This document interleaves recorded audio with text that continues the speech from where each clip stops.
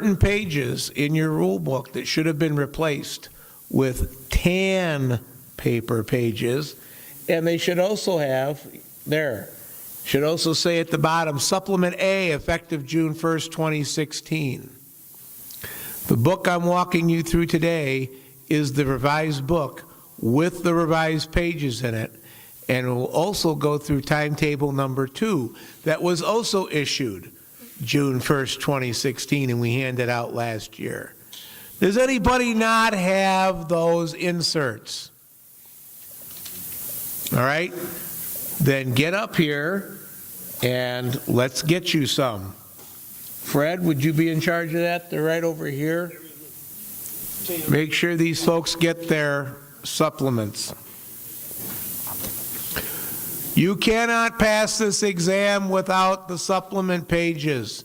The new exam incorporates material that is on the supplement pages. This is the first exam on this new material. It's completely rewritten this year. It's an all-new exam. So you need to make sure you've got those tan pages. Make sure you've got them put in the right place. There were only certain pages in the rule book that got replaced, only very specific ones, but then the entire timetable got replaced. So be governed accordingly. Make sure you've got it set up correctly. All right, without any further ado, Mr. Jeff, if you would be so kind as to move us along to the definitions. Can we scroll up just okay, here we go. First one. We have a question from Doug Kidd, who may get the, I don't know, I think you might get the award for coming the farthest distance all the way from Boston.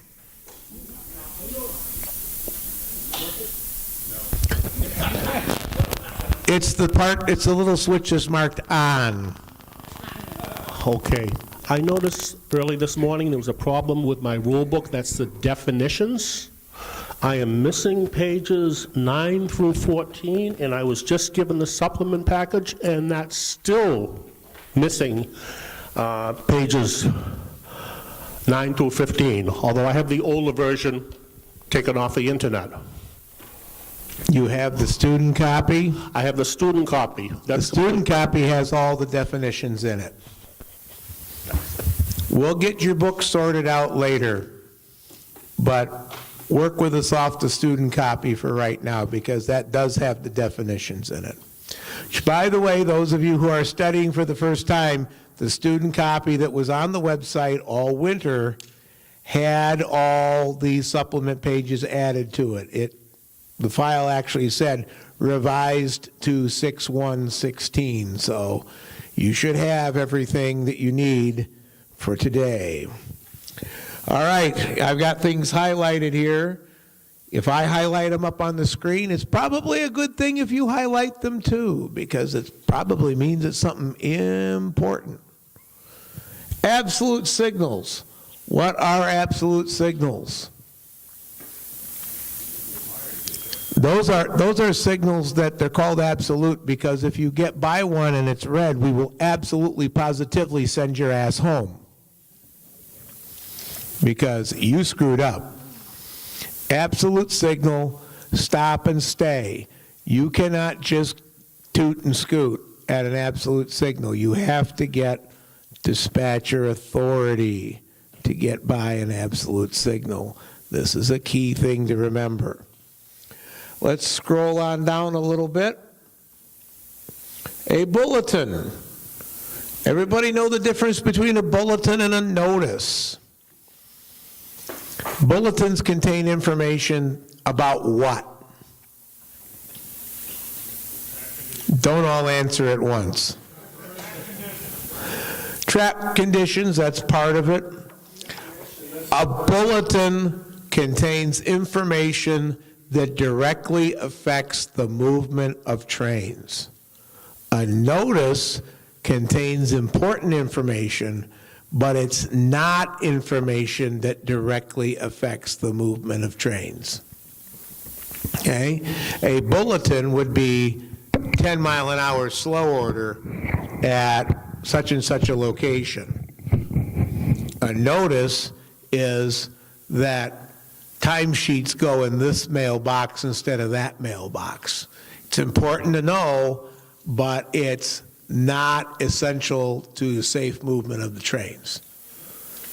So, bulletin, movement of trains. Notice, everything else. Very important to know. The conductor. What do we know about the conductor? On trains of standard equipment, the conductor is the boss. What else is the conductor when the train is backing up?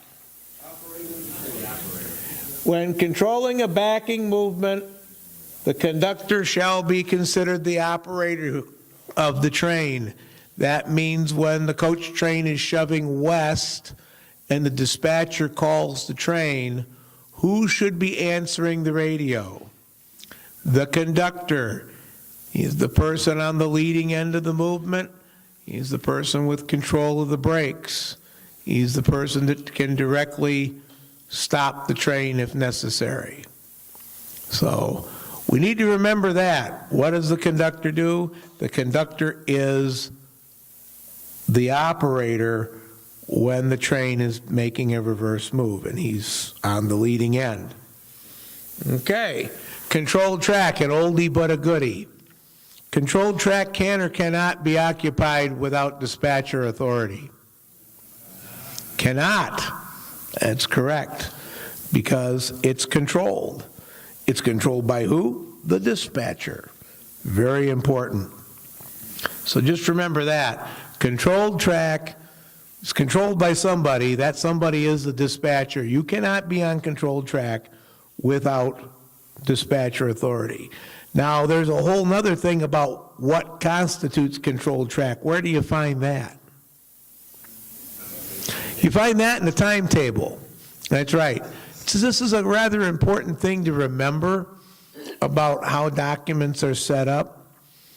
We have rules in the rule book that say, like, for example, controlled track is that which you have to have dispatcher permission to occupy.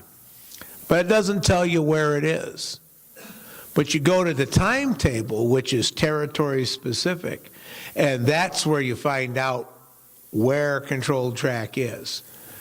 Same thing for like standard clocks. There's a rule in the rule book that talks about standard clocks and that you need to check your timepiece against the standard clock. But it doesn't tell you where the standard clocks are at. Where is that found?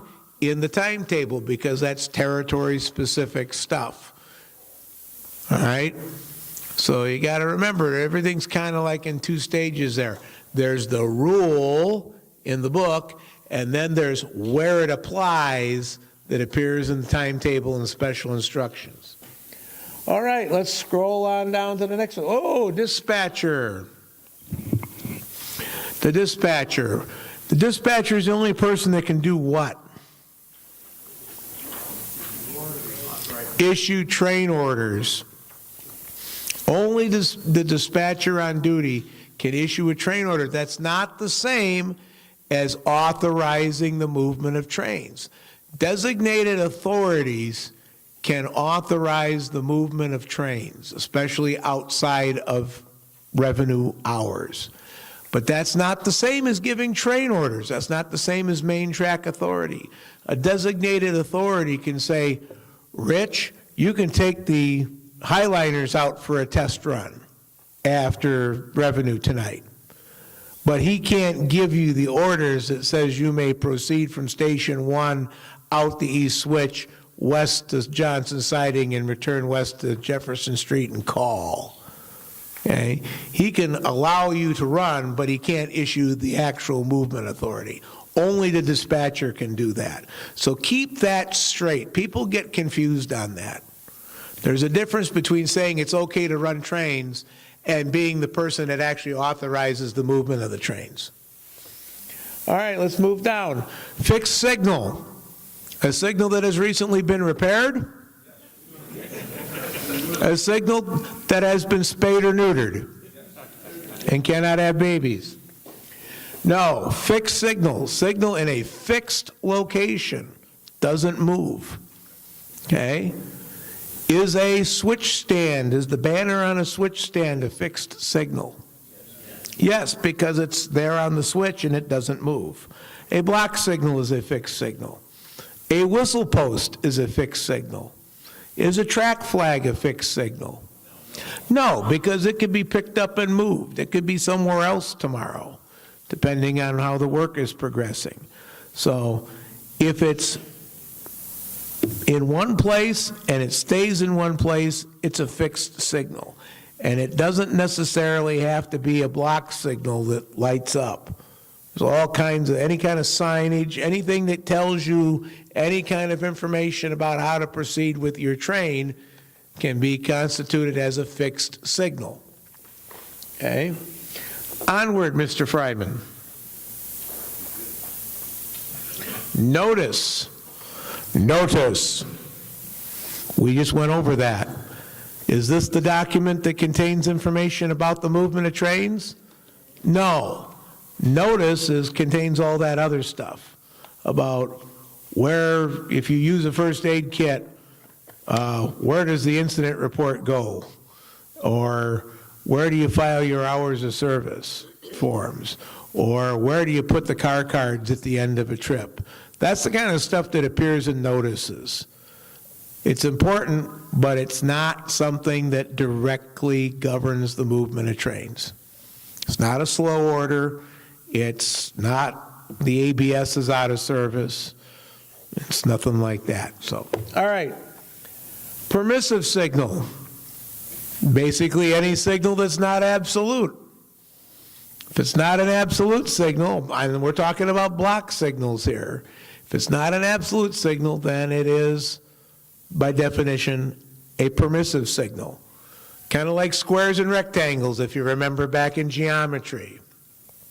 All squares are rectangles, not all rectangles are squares. So if it's not absolute, it's permissive. Permissive signals, can you toot and scoot on those? Yes, you may. Permissive signal does not require dispatcher authority to be passed. There's one exception to that.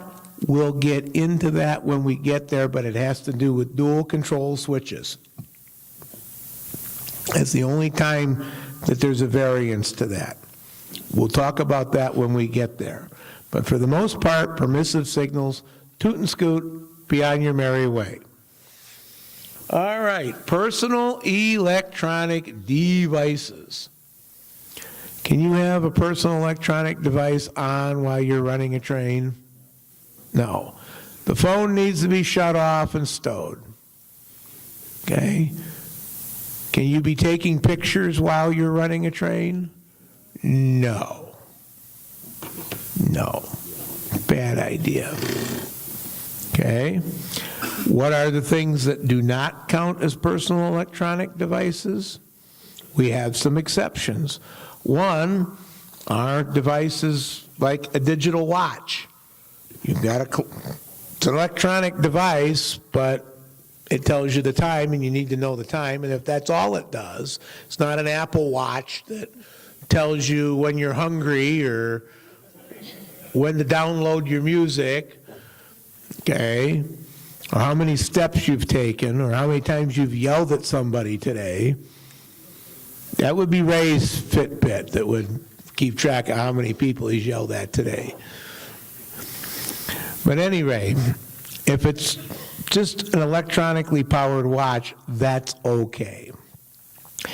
If it's something that is medically necessary for you to perform service safely, and basically what we're talking about here is a hearing aid. If you need hearing aids, we want you to wear them, okay? Hey, what'd you say? I don't care what you play, just play it loud. I'm in artillery.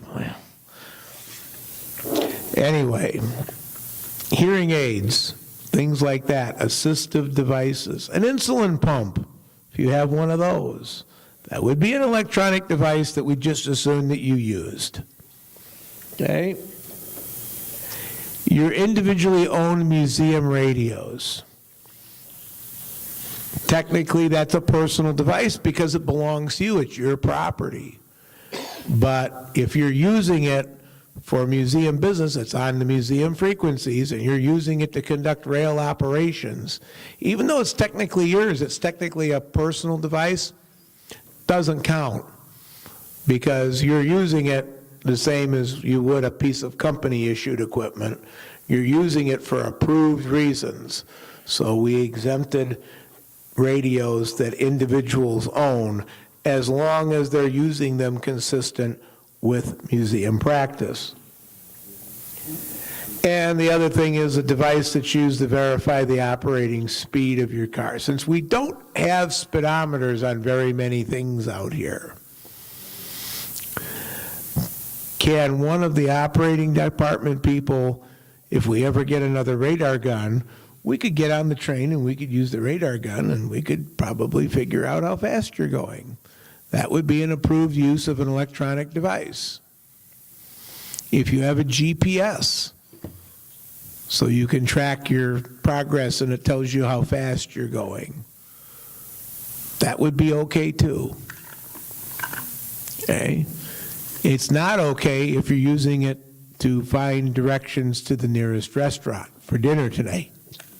It is okay if you're using it to calculate the speed of your train to make sure that you're not speeding, that you're operating within parameters. Okay, let's move on. Restricted speed. Read it and heed it. I don't need to tell you people that have been here before, this is the most important definition you can possibly know. Guarantee you, if you don't know this definition, you will not have a good afternoon. This will not end well for you today. You need to know this definition forwards and backwards. What is the first part of the definition? The ability to stop your train. How? In half the range of vision.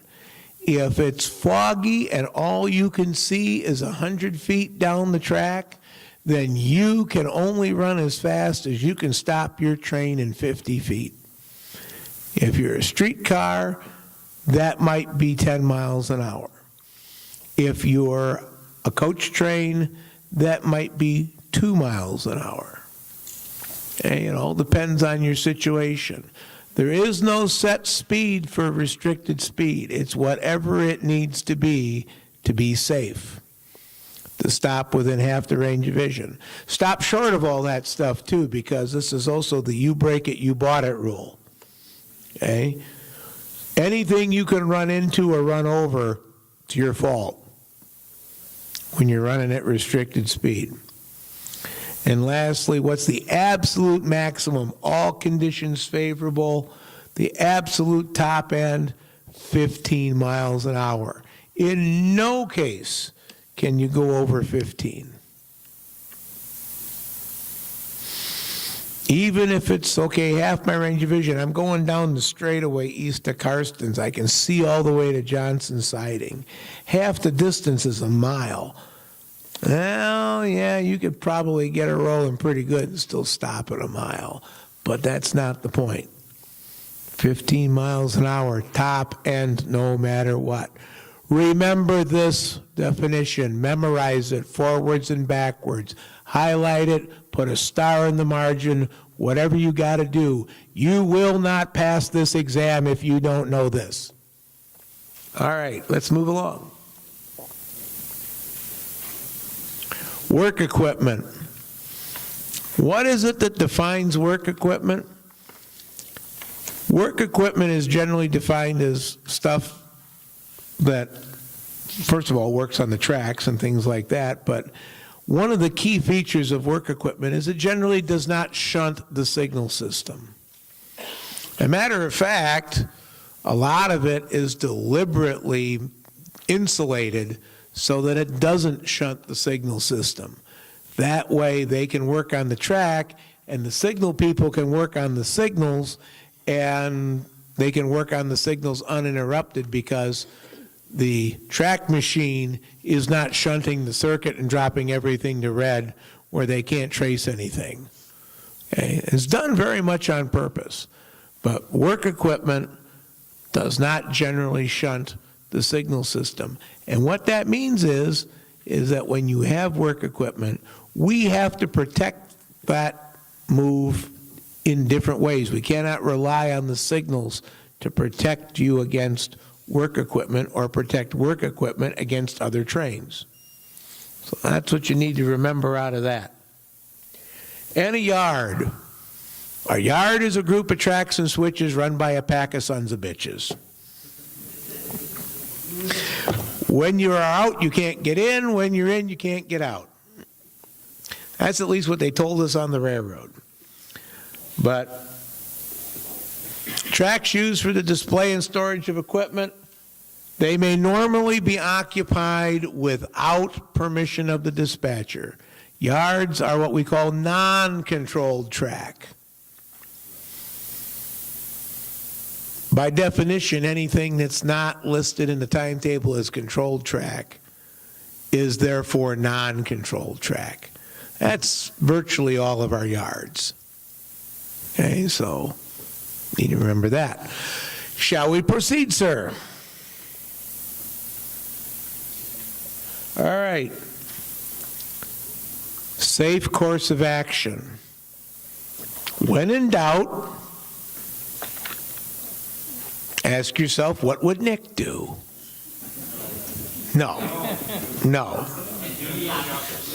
Not a good idea. What do? You take the safest course of action. When in doubt, you always err on the side of caution. You take the safest course of action. A lot of times that's going to mean stop till we get this sorted out.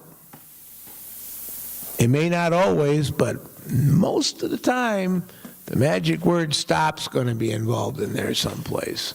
But always, always, always, when in doubt, take the safest course. That's why it's rule number 1, 1.1, or 1.2. 1.1 says that you have to obey the rules. 1.2 says take the safest course of action. All right. Rules in effect. How may rules be superseded, changed, altered, deleted, or added? How may that be done? You can have an item in the timetable, special instructions, that says this rule does not apply in this particular instance. You can have a bulletin that says that this rule has been changed. This rule has been deleted. This rule has been modified with the addition of this paragraph. Okay? Timetable, bulletin, or general order. That's how we change rules around here.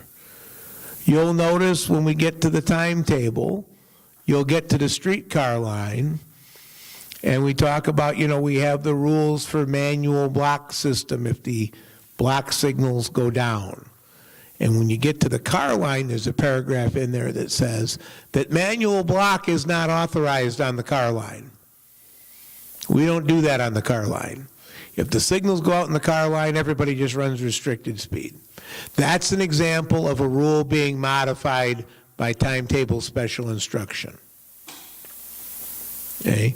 Can also modify it by a bulletin, which we've done, and we'll probably see some of that when we talk about the summary bulletin this afternoon. All right, alert to and complying with signals and restrictions. Let's say you decided to take a joyride on the head end of the coach train. You're a rules qualified individual. Do you have any responsibility being up on the head end of that train? Anybody care to tell us what those obligations are? Make Scott do some work. He's been holding that wall up over there since we started. I'm going to make him do some work. Mr. O'Barrick is going to read to us from the hymnal. I'm just going to give it by word of mouth. Basically, you being up in the front of that cab with the operator has as much responsibility as that operator. You have a responsibility to the safety of the museum and its passengers when you're up on the head end. Okay? You may not be the crew, but you have an obligation to this organization. You have an obligation to our passengers. You have an obligation to your fellow volunteers not to let them get themselves into a dangerous situation. And what does that mean? So you scroll up through there, it means that when you're on the head end, even if you're not part of the crew, you will call restrictions along with the head end crew. If you're riding on the back on the shove, you're calling restrictions with the conductor. You're calling signals with the person on the leading end of the movement. Okay? If there's any discrepancy, you need to call attention to that fact. And if for whatever reason the person in charge of the train is not doing what they need to do, like we went by an approach and they're not making any effort to slow down for the stop signal that we can now see ahead of us, what are you required to do? Take action to ensure safety. That's a really fancy way of saying pull the air. Okay? It doesn't mean that you're going to wrestle them out of the seat and take the controls over. But there's a very simple way of handling this. There's a dump valve. It's on the other side of the cab on all the locomotives. It's on the back of the train on the tail hose. If you need to do it, you pull the air and you don't apologize for it. It's more important that the safety and integrity of the operation be maintained than somebody's feelings get hurt. Just remember, when you are on the train, you are on the leading end of the movement, you have an obligation to this place to make sure that it runs safely. And if the people who are entrusted with that are not doing their job, it becomes your job to step in. Okay, let's move along. All right, we need to back up? Oh, 2-4, all right, we scrolled past that a little bit. Alert to train movement. We always expect a train on any track, in any direction, at any time. Okay? What you need to remember here, the phrase that pays is in that second paragraph. When you're going to cross around the end of a standing piece of equipment, how far away should you try to be before you attempt to cross? 20 feet. Sometimes that's not always humanly possible, but you need to get as far away as you can because you don't want to be too close in case that equipment should start to move unexpectedly. I don't think any of you, it has not been that long that we had that long discussion about the lady that was killed up at Mid-Continent. Now, there's a bunch of different parameters, there was a bunch of different things that were involved in that, but the bottom line was that she was crossing very closely in front of the locomotive when it started to move and got hit and paid with her life. So we don't want that. You need to allow yourself enough wiggle room that if that equipment started moving, you could jump out of the way. 20 feet, that's the phrase that pays today. Remember that. Now we can take them ahead.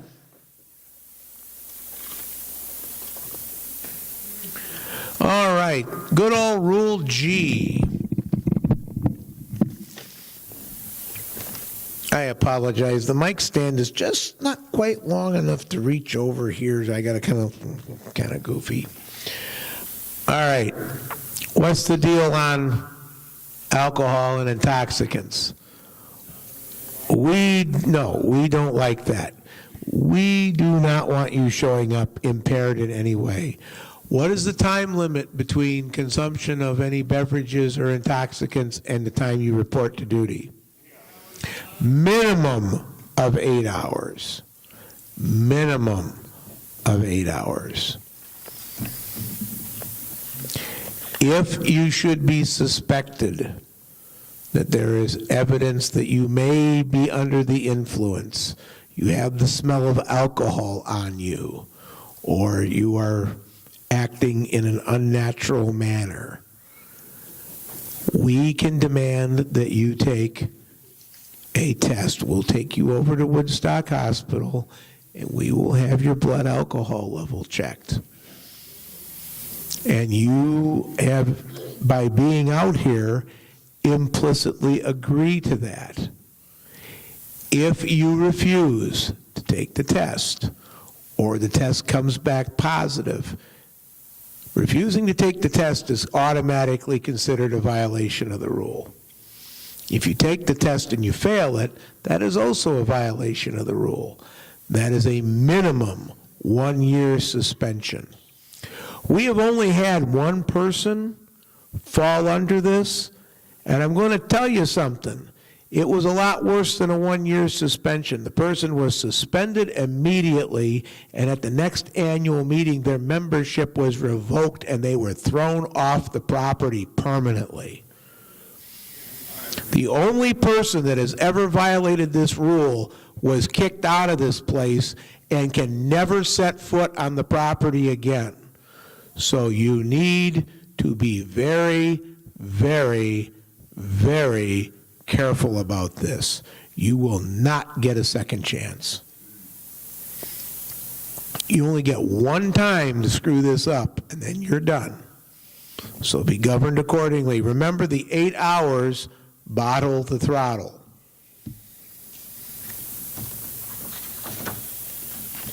All right, dangerous conditions. You immediately inform somebody if you notice something dangerous out there.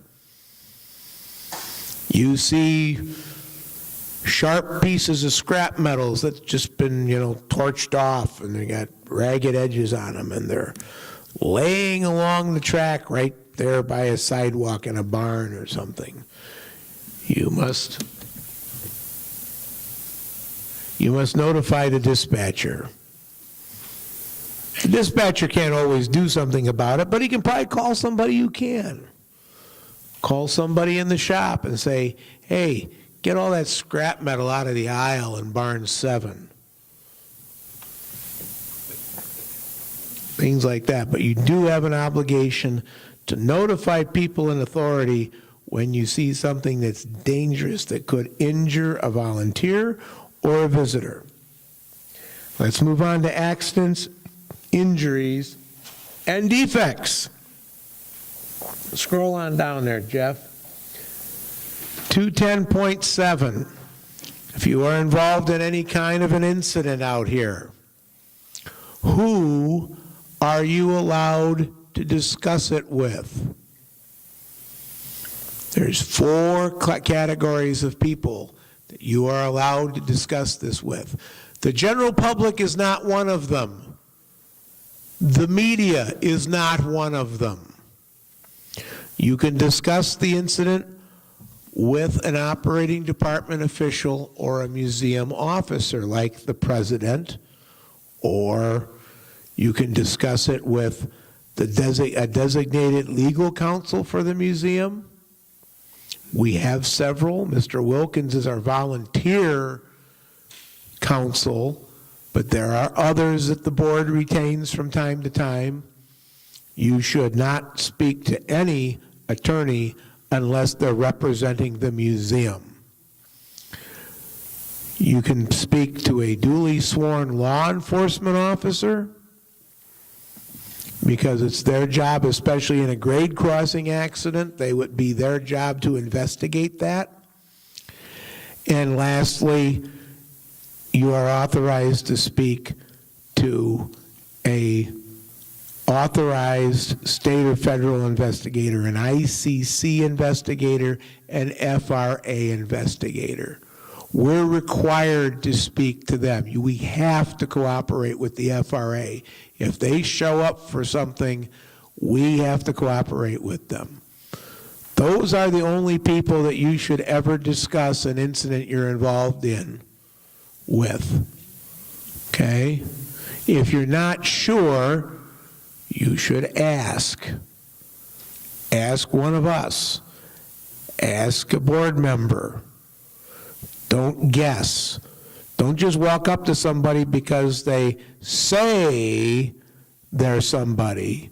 Ask to see some ID. But you do not divulge this information. You'd be surprised at the number of people who will pose as official investigators when in fact they're lawyers trying to build a case against us for clients they hope to sign later on over in the emergency room.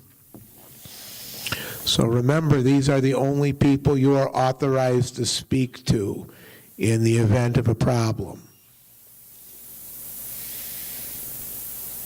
All right, behavior in public areas. You must conduct yourself appropriately when you're in front of the public.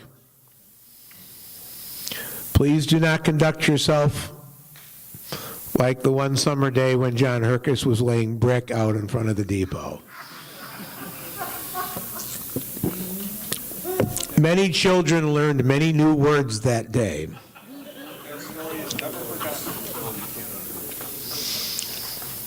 You need to act with some measure of decorum in front of the public. Telling off-color or inappropriate jokes sitting in front of the depot is probably not a good idea because people can hear you. Okay?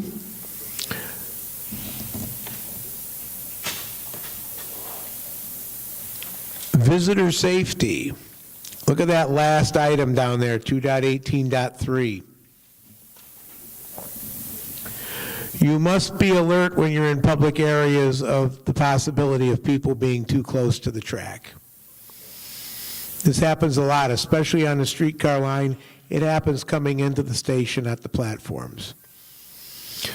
You need to be aware that people may, if they're that close, there's a potential that they could step into the foul. You need to make some noise. You need to make sure that you make your presence known to these people. Make some noise, ring the bell, toot, toot, toot, toot, toot, whatever you got to do. Get their attention. Make sure they know that you are approaching so that they don't walk out in front of you. Okay? Be prepared to stop until you're sure that these people that are close to the track are aware of your presence and are taking the appropriate actions to stay out of your way. All right, signing on and off duty. Boy, this is really getting to be a... I'm going to try this again. I'm going to try to hold the microphone at just the right distance. All right, what do you have to do with your hours of service? You need to fill out and sign your hours of service record before going on or off duty. What needs to be part of that? Your name, the date of service, the highest numbered bulletin in effect, the correct on-duty and off-duty time, and the total elapsed time on duty. The things that need to be filled in on that hours of service form are important to know today. Know that you have to have the time on duty, the time off duty, the highest numbered bulletin. You need to sign it. Oh, you're so nice.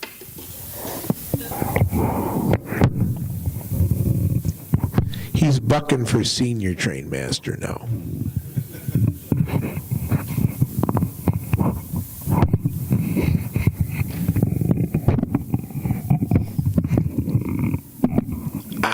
More better.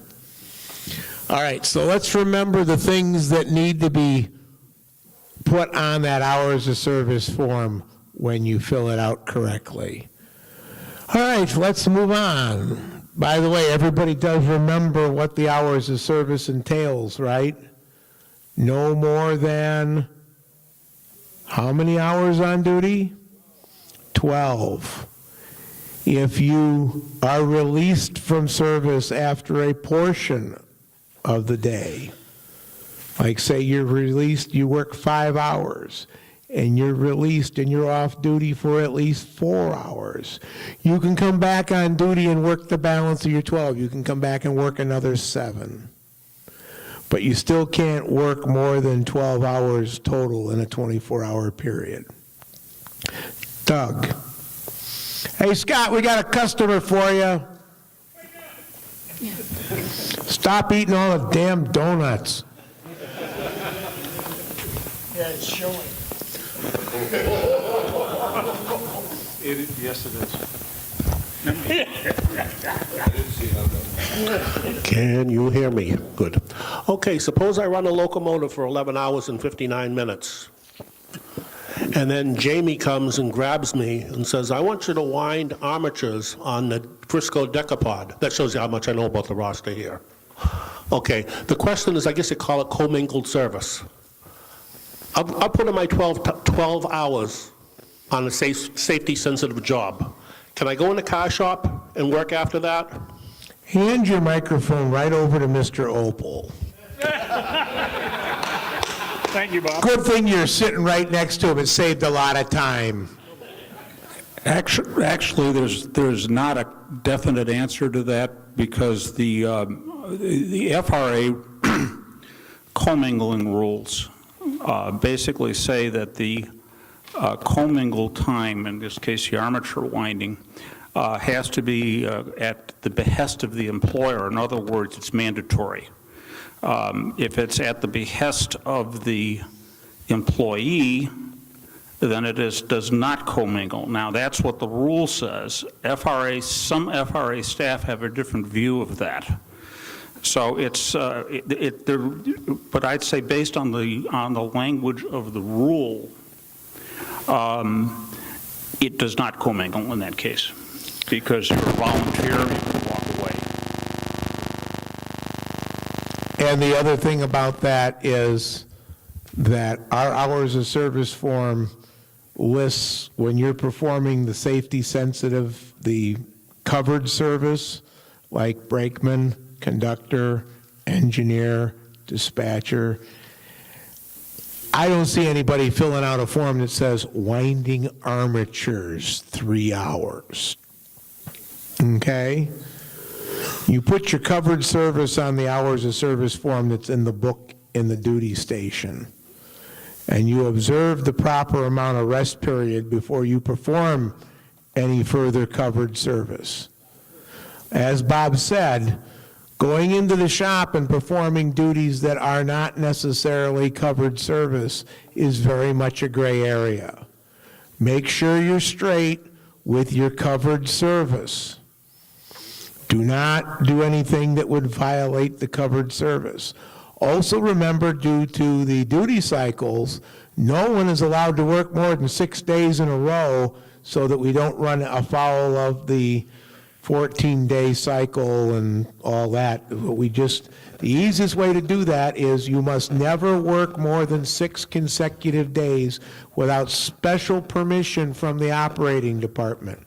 If you absolutely have to work a 7th day, you need to talk to us, and we need to make sure that you take further action after that to make sure that you don't accidentally cause yourself a problem with that 14-day cycle. Another question. Do we have a document anywhere that actually explains the 12 hours on and 9 hours if you're a dispatcher?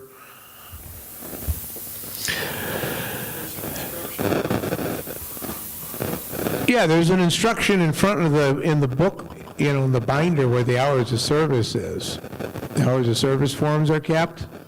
We have a summary instruction there. You're also invited to check the FRA 49 CFR under hours of service, and they'll explain it to you in excruciating detail. But the dispatcher thing, David does bring up a good point. If you work as a train dispatcher, even if it's for just 5 minutes, that limits your total hours on duty to 9 hours. 9 hours, not 12. If we only have one dispatcher for the whole day, that person can work 12. But if somebody takes the railroad at 8:30 in the morning to run 2 switch moves before the revenue dispatcher shows up, you've just screwed us. Now nobody can work more than 9. Okay? And the same thing at the other end of the day. You can't have the regular dispatcher work 12 hours and then have somebody else come in to run a switch move that night. Safe thing is just assume 9. Just the safest thing to do is just, it's 9 hours. Another question in the back. You know, you're not going to get lunch if you keep this up. Can you give your opinion of time spent putting the steam locomotive to bed, and if it's just your hours end at the time you hit the ground to walk to the roundhouse? Does it include your paperwork? So on and so on. Every railroad seems to have a different opinion about that. As far as we're concerned, when you let go of the locomotive and don't touch it anymore, you're done with your covered service. You got to fill out a boiler report or a trip report or whatever. That's different. As long as you're not physically laying hands on the engine, we don't consider that covered service. Henry. What I'm going to ask is that report that you fill out on the hours of service, ask you to please print clearly. It's important that that information has to be transferred into other documents, and if I can't read what you've done, I'm not able to finish my reports that I have to get done. So please. Which, let me just real quick also remind you that Henry compiles not just the federal hours of service, he compiles all the volunteer hours for the museum. So you may work 9 or 10 hours physically running the engine, but if you spend 2 hours after that doing paperwork and cleaning up and all that incidental stuff, that you should put that on a separate piece of paper to Henry so he knows to count those hours as part of our total volunteer effort. They're just as worthy for his purposes, but they're not considered federal, okay? We have 2 different numbers we're compiling here. We're compiling the number of hours that are worked subject to the federal hours of service, and then we're also compiling the total number of volunteer hours worked out here, which helps us sometimes with grants and things like that, okay? So just because it's not federal hours of service and it doesn't go on that form in that book in the hallway doesn't mean that it shouldn't be written down and passed along to Henry so he can count it as part of our total volunteer output, okay? I think we've beat this horse enough for right now, okay? Let's see if we can keep going. Job briefing. When do you hold a job briefing? 2 times you hold a job briefing, for sure, for sure, for sure. At the end of the job? No. At the beginning of the job? C. When else do we have one? At the beginning of the job and whenever what happens? Whenever conditions change. Those are 2 things you need to remember. Start of the job, whenever conditions change. One of the things that would be considered a change of condition would be as if somebody is added to or leaves your crew. And that brings us down, if you scroll down a little bit, adding or removing personnel from a train crew. You're tired and you want to go home. You're on a switch crew. Can you just walk away? No, because people think you're there, they're looking for you, they're expecting you, they don't see 4 pairs of eyes in the clear, they don't know whether to move the train or not. So there is a procedure for this. There's a procedure to get involved, there's a procedure to get uninvolved. Because we always have to know how many sets of arms and legs we're looking for before we move a train. How do you get on a crew? You go to the person in charge, you ask if you can be part of the crew. They say it's okay, they got to tell everybody else, and they all have to acknowledge, okay, Paul Cronin is part of our crew now. He comes up to me and says, can I help you switch cars? Can I please, pretty please, huh? Can I? And I go to Jeff and say, should we let Paul switch on our crew? And he says, yeah, I suppose. And I say, okay, Paul, you're part of our crew. Okay, now our crew is Jeff and myself and Paul. Okay, that's what we've done.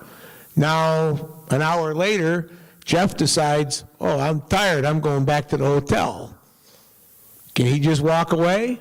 No, he has to come to me and say, Harold, I'm getting the hell out of here, I'm tired, I'm afraid I'm going to do something stupid here if I don't stand down.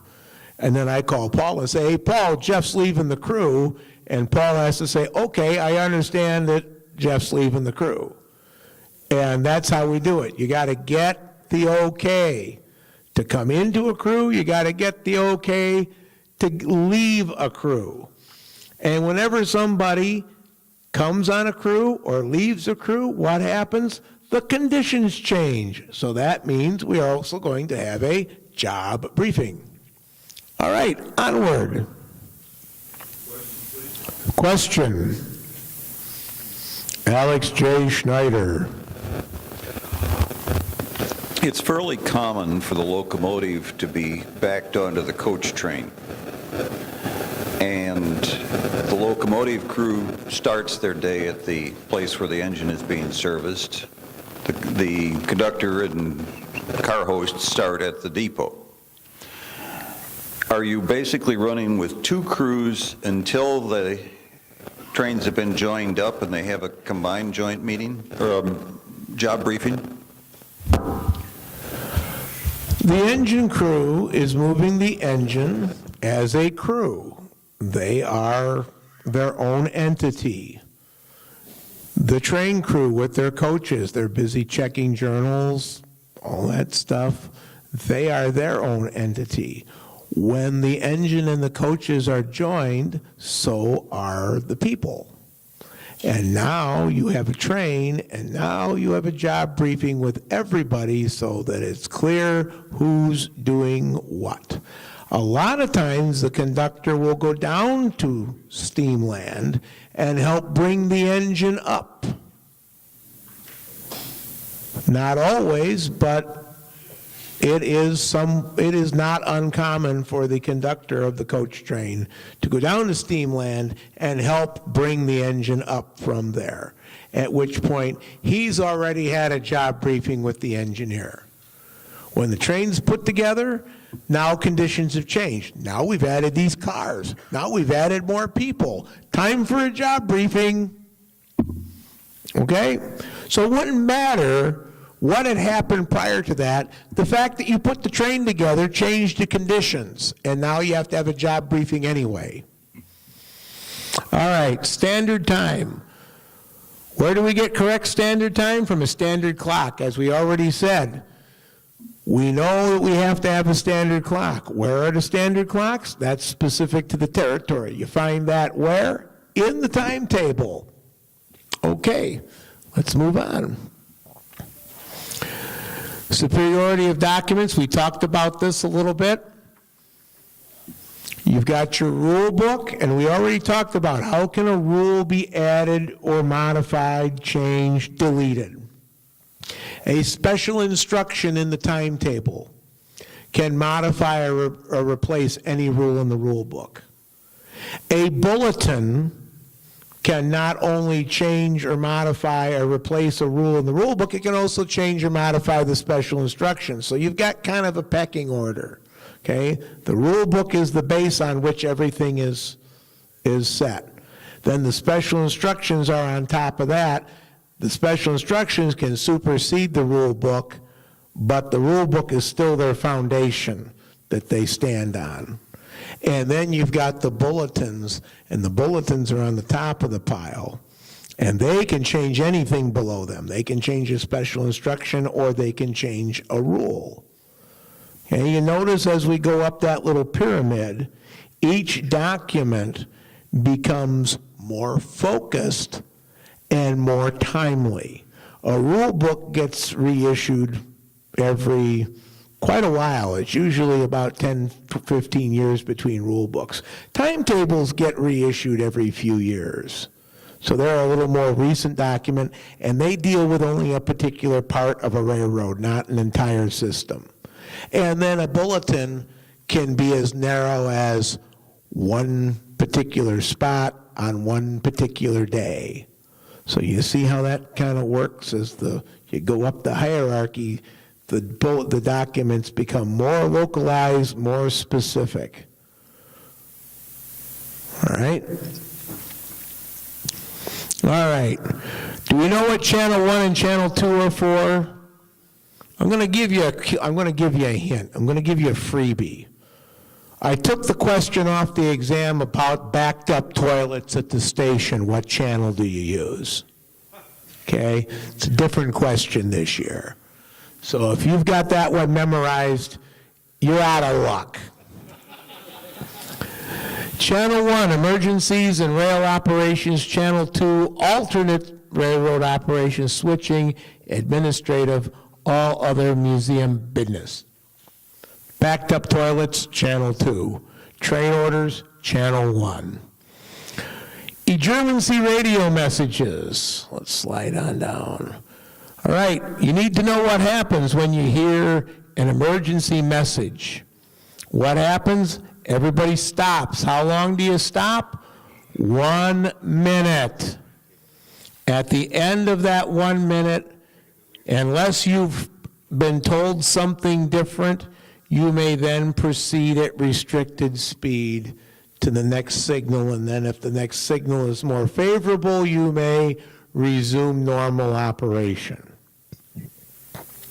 But remember that emergency message, you've got to come to a stop, wait 1 minute, then it's restricted speed, unless you were told otherwise. You might have been told, sit tight, don't move. If you haven't been told otherwise, wait the minute, then proceed at restricted speed. Onward. Did we have a question, Jeff? Onward. Oh, you did? Oh, when controlling switch moves. Right? This is important. When you're controlling a switch move by the radio, what information has to be part of your transmission? Do you need to identify who you're talking to? That's a pretty good idea. You want to make sure you're talking to the right engine. But there's two other things. Both start with D. They're right up there in the, right up there in that first paragraph. Distance and direction. 8537 east, 5 cars to the joint. 9911 shove west, 10 car lengths. And how far can you go based on those instructions? 1/2 the distance. So if I get told shove 10 car lengths, I can only go 5 unless I get further instructions. If I haven't heard anything in the meantime, 5 car lengths, I'm done. Okay? We put a pretty good hurt on a Rock Island car back about 20 years ago because somebody didn't stop in half the distance. They got, come on back, 20 cars. And they got to the 10-car point. They kept on coming. They got to the 15-car point. They kept on coming. They got to the 16-car point, and they punched a drawbar in on a Rock Island coach. It took quite a bit of welding to get fixed. Yes, Bob? Yeah, the other thing is the engineer should not act on an order that doesn't have that information. That is also correct. If you don't get this information as the engineer, are you moving the train? No. Insist on the best, accept no imitations. Make sure you get direction and distance, and make sure that the person identifies themselves that they're talking to you and not to some other switch move. Okay? If you don't have that, you're not sure of that in your mind, what are you going to do? You're going to take the safest course of action, which is what? Stay put. Okay. Loss of contact. If I'm controlling a shove with the radio and you don't hear me anymore, what does that mean? Stop. There's an exception to that. What is it? We're going to see it here shortly. The difference is if the person on the leading end has the tail hose, has control of the brakes. But if they don't, if I don't hear from them, I better stop. I don't know. They might have fall off. I might have left them back in the ditch. So we don't want that. Okay, electronic devices. We already talked about this in the definition. Personal electronic devices are prohibited while engaged in any way with the operation of a train. You must have them turned off and put away at all times. You may only use them when there has been a consensus among the whole crew that operations have stood down and nothing is going to take place. In an emergency, though, and here's a phrase that pays, in an emergency, you can use any means possible to summon help. And that means you can grab your cell phone out of your grip and turn it on and dial 911 if you need to. Because we're not going to get fussy in an emergency. If you need the ambulance to meet you at Seaman Road because you got a passenger that's not breathing, then I don't care what you use. Signal flares, cell phone, passenger pigeon, you do whatever you got to do to get help. Okay? Shall we? Whistle signals. I'm not going to go through each of these. Suffice it to say, you have to know them all. I'm not highlighting them all because you have to know them all. You're going to get 5 of them on the exam. I ain't going to tell you which 5. You need to study them all. Onward. Gong signals. Now, a gong obviously can only make a short sound. Ding. There's no such thing as a long sound on a gong. But again, you've got 1 short, 2 shorts, 3, 1 bell, 2 bells, 3 bells, 4 bells. You got to know those. Not going to sit here and tell you which ones you need, which ones you don't. You need to know them all. Not just for the exam, you need to know them all to operate safely out here. Onward.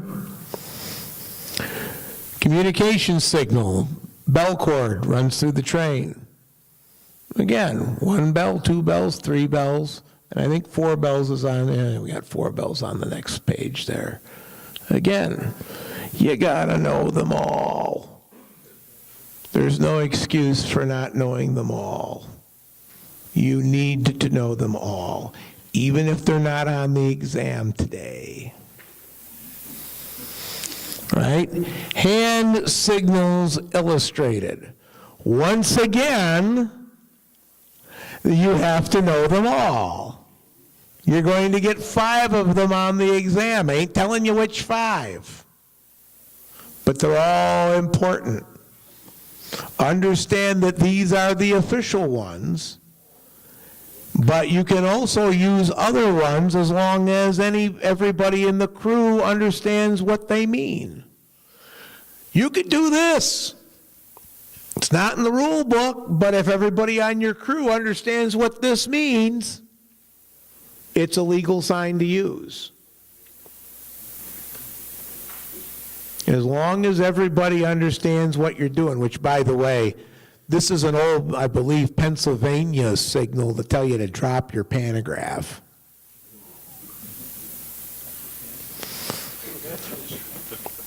Anyway, the most important one, of course, of all the hand signals, why is this signal unlike all the other signals, Daddy? This is kind of like stop, swung horizontally at right angle to the track. Boy, you better know this one. You better know this one. And you also better know this part right here. When you see a stop signal, you stop immediately at a rate proportionate to the speed of the hand movement. Do not assume that the person is just flagging your train down and wants you to pull up alongside them. You could have equipment dragging. You could have a visitor dragging. Okay? There's a reason why they're telling you to stop. And it's not just because I want to get on and go for a ride. So you got to remember that, as well as the part about the stop. Very important. Okay, what do you regard as a stop signal? Any signal whose meaning is unclear. If you don't know what it means, then what do? It all goes back to Rule 1.2. Safest course of action. If I don't know what he's trying to tell me, the safest course of action is to presume that he's trying to tell me to stop. They're jumping up and down and doing this. This is probably means they want you to stop. Any object waved violently by anyone, not just a volunteer, it could be a visitor.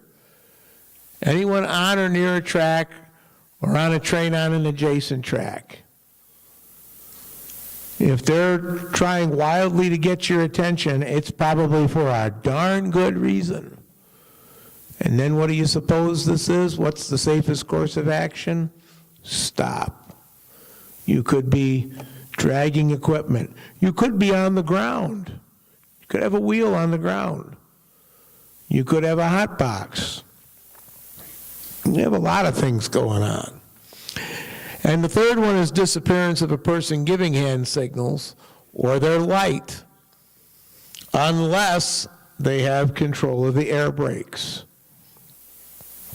You're switching at night, you're using hand signals, somebody's giving you the lantern, you go around the corner, I don't see the lantern anymore. Well, how do I know that this hasn't turned to this? I can't see, so I don't know. So what's the safest course of action? Stop. These three things are extremely important to know. If you want to have any success today, you should know the three things that always mean stop. All right, track flags. We'll eventually get through all of them, but the thing I want to point out right here is the yellow flag, which is the flag that we use for a slow order. And by flag, we mean the little, usually it's a piece of metal that's colored, painted, or got reflective coating on it. Call it a flag. It's more like a metal sign on a post. We call it a flag. The yellow one means there's a slow order. The thing to remember about this is, what is the default speed? 10. Unless there's a bulletin out that says you can go faster. We may have a bulletin out that says that the track speed is 25 miles an hour in that area. Okay? But if there is no bulletin and you come across a yellow flag, the default is to go 10, because that's the slowest speed that FRA standards allow for a track to be in business. If it isn't good for 10, it shouldn't be open for business at all. So you can't go wrong going 10. If it wasn't good for 10, there should be a cone right in the middle between the rails and the track should be out of service. Okay, onward. So what do we see when we have a slow order? Yellow flag on what side? On the right, at the beginning, and at the end of the restriction. Green flag on the right or the left? On the left. You notice how that works? You got a post and it's got a yellow on one side and the back side of it is green. And you take two of those and you drive them in at opposite corners and it's all good. Because whichever way you're coming, you'll always see the yellow one on the right, you'll always see the green one on the left. We did this to make the track department happy. Mr. DeVries approves. Okay. Out of service track. Where does that red flag or traffic cone go if the track's out of service? On the right or on the left or somewhere else? Goes between the rails. And can you go by that? Not under normal circumstances. We have special procedures to admit equipment to out of service track. We'll talk about those. Those are way up the book in like chapter 21. But what you need to know is under 99% of the time, if it's between the rails, you ain't going any farther. And of course, a blue flag means what? It means people working on, under, or about the equipment. Can you move it? Can you couple to it? Can you put the pole up? Can you set or release the brakes on it? Can you do anything to it except stare at it lovingly? That's right. You can stare at it with a manly love, but that's right. Mr. Burr says you can stare at it lovingly, but that's about it. It's not at all wrong to do that, but it is wrong to do just about anything else to a piece of equipment that has a blue flag. All right, routing indicators. We changed these. Let's go to the top of the next page there, Jeff. This was something that's part of the new book. Okay? We used to have the routing indicators. The definition was whether the switch was normal or reverse, based on, in the timetable, what's the normal position of a switch for the car line? What's the normal position of a switch for station 1? Okay, that would be the straight, and then to the angle to the side would be a diverging route.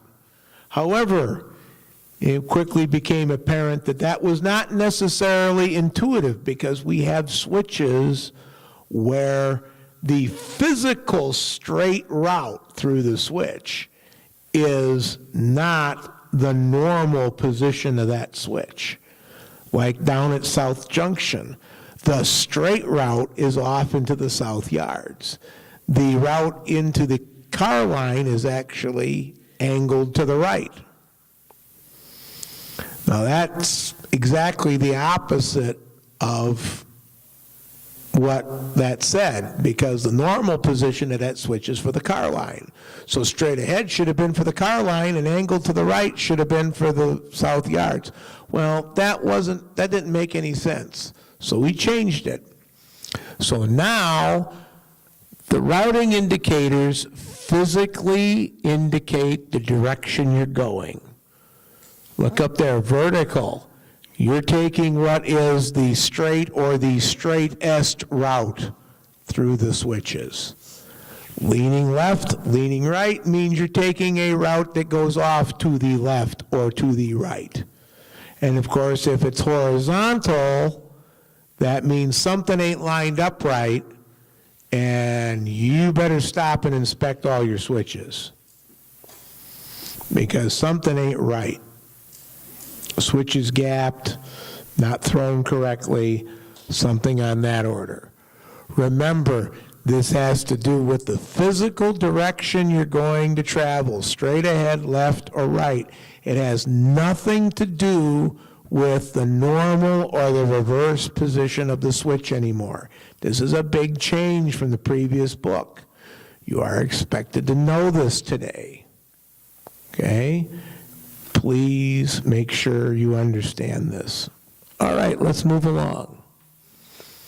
Missing or improperly displayed fixed signal must be treated as what? I should go put a splint on it because it's broken? I should call the vet? Maybe. No. If it's missing or improperly displayed, remember the railroad rules always provide for everything to be interpreted under the worst case scenario. So we assume that if the signal is missing, we have to assume it could be displaying its worst possible indication, which could be stop. Okay? Whatever it is, we have to assume that it could be displaying worst case scenario. Very important to know that. That's all goes back to that part about safest course of action. Okay. Absolute block signals, how do we know they're absolute? They're listed in the timetable.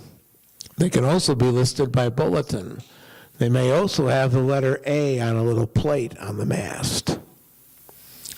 Any signal that's not absolute is therefore permissive. Automatic block signal aspects and indications. Guess what? I'm not going through these right now. I've got a special review thing set up for later. Suffice it to say, you have to know all these. You also have to know which ones which ones we have. Be able to recognize ones that we don't have. That's all I'm going to say. You need to know which signals we do have on our railroad, but you should also be able to recognize a signal that we don't have on our railroad and say, wait a minute, that ain't right. And that's all I'm going to say about that. So you have to know all these. Missing or improperly displayed signal, again, most restrictive indication. Onward. We'll have a little review of the block signals at the end. Signal changes to stop. You're motoring along, minding your own business, and you have a green signal, and suddenly it changes to stop about 20, 30 feet in front of you. What do you got to do? Do I have to put the train in emergency? Stop consistent with good train handling. Yes. Stop consistent with good train handling. If you don't have to stand everybody on their ear, don't. Make a nice, controlled service stop. Now, if it turns to red and you see a broken rail out in front of you, well, maybe emergency might be called for. But if it's not, there's no good reason. There's not a train standing in front of you. There's not an obstruction in the way. There's not a rail disconnected and missing out of the track structure. Then just stop as best you can, consistent with good train handling. Call the dispatcher and tell him what happened. Okay? You are not in trouble for running a red signal in that instance. Okay? You are not going to be disciplined for violating a red signal in that situation. All right. You stop or change direction. If you stop or change direction, you have to be considered as running on a red signal because you don't know what's happened behind you. All of a sudden you turn around, you're going back the other way. You don't know the condition of the signal block. Another train could be following you. Okay, so if we don't know what the deal is, we don't have a signal to tell us whether we're good to go back the other direction, we have to run at restricted speed because we have to presume the worst. We have to presume that the signal would be red. Okay? Now, control point. This is a kind of a interesting one. We got a control point right in front of the tower, you know, right there at the depot. and let's say you pull out of a station track and you're doing a switch move. And let's say you come out of station track 2, and you pull out across all the switches, you're strung out all the way through the control point, and now you want to back up, couple back up to the train. Can you do that without any further permission? Yes, because you've got the whole thing tied up. There's no switches could have thrown, nothing could have taken place because you're sitting on top of all of it. You've got it all locked up. You may gracefully exit the way you came. Now, let's say you went out into the plant, you came out of station 2, and you want to go to station 1. You got two choices. You can either get back past the switch and then ask for permission to make a reverse move, or better yet, you need to pull all the way out, get behind the signal, let the dispatcher make all the monkey motion happen, and then give you a fresh signal to go the other direction. So if you don't get off of anything, if you're just all got the whole plant tied up and you're sitting on top of everything and nothing can move, you can change direction. If anything needs to move, or you cleared anything or anything like that, you need permission to change direction. Okay. You're going to enter ABS territory where there's no signal. Where does that happen? Every morning, where does that happen? Yeah, at the tail track switch. Whenever a car comes off the tail track and enters the car line, there's no signal there. You're entering ABS territory at a point where there's no signal. Do we know whether the block is clear or not? No, we do not, because we don't have a signal. So what do we have to do? We have to do two things. We have to make sure that we are protected, that we're not coming out in the face of another car coming at us. Generally, that's provided by talking to the dispatcher, who will tell you, I've got 3142 held at Depot Street for you. Okay, you've now made sure you're protected.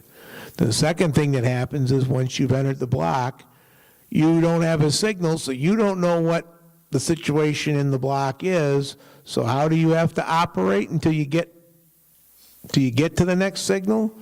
Restricted speed, because you don't know what's up. Could be a broken rail, could be a misaligned switch, could be equipment in your way. So you got to run at restricted speed until you get to that next signal that tells you it's okay to pick it up. Okay. Everybody know how to get past an absolute signal. What's the first thing you do, if you can, at an absolute signal? Before you call the dispatcher, if the situation, if there's one there, what do? You use the push button over on the signal box. That's always the first order of business. Push the button. If you can't get the signal to clear by pushing the button, then you call the dispatcher. What if I can't raise the dispatcher?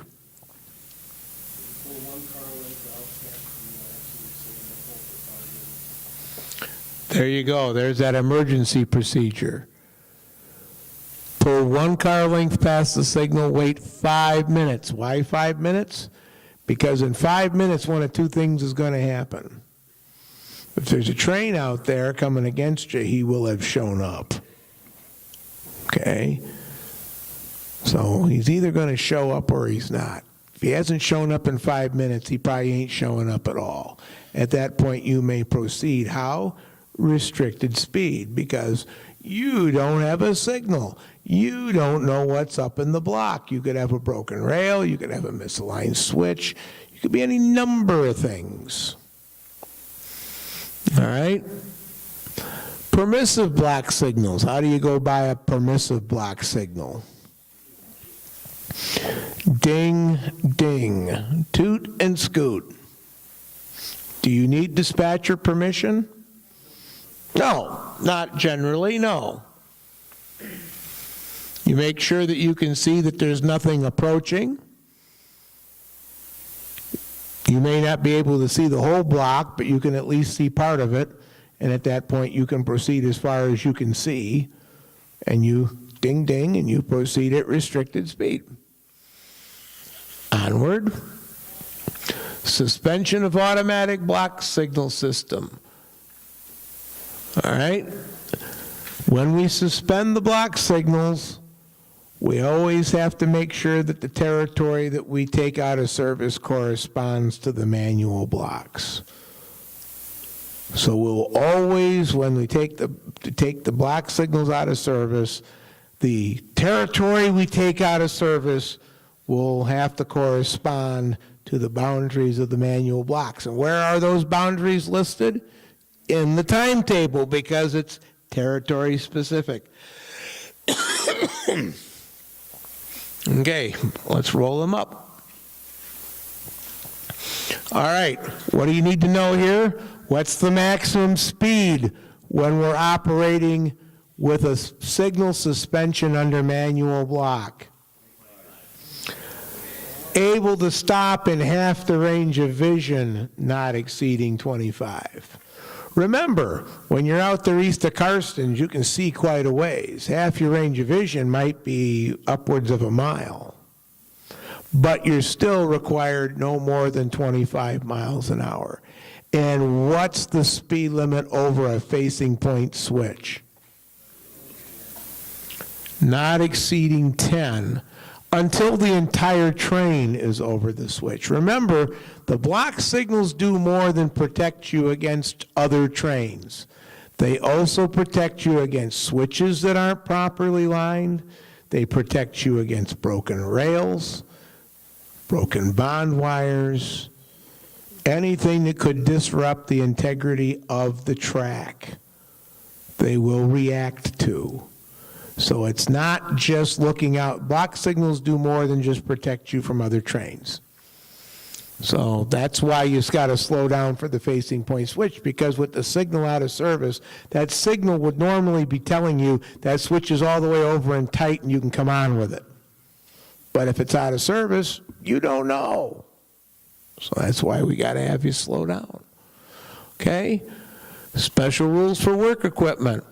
Work equipment always runs at restricted speed. And because, as we mentioned in the definitions, work equipment does not generally shunt the signal circuits, work equipment is not governed by the block system. Okay, it has to be governed by manual orders. You cannot tell a piece of work equipment to run on signal indication. The signals provide them no protection. They do work equipment no good. They're worthless to work equipment, so why should they have to pay attention to them? They don't provide a lick of protection, so why should a piece of work equipment have to be governed by them if they don't do anything for them? They have to run at restricted speed, and the dispatcher has to take other precautions for protecting them. Okay, scroll on. Scroll on. Oh, he did. Okay. Headlights and taillights. When do the end of a train have to be visibly illuminated? At night and during periods of poor visibility. Could be marker lights, it could be a rear headlight on dim, it could be a fusee in the knuckle, could be a flashing light mounted on the tailgate. A lot of different ways we can handle this. Okay? Very good. Roll on. Classification lights, I'll give you a little hint here. They're not on the test. Dispatcher requirements.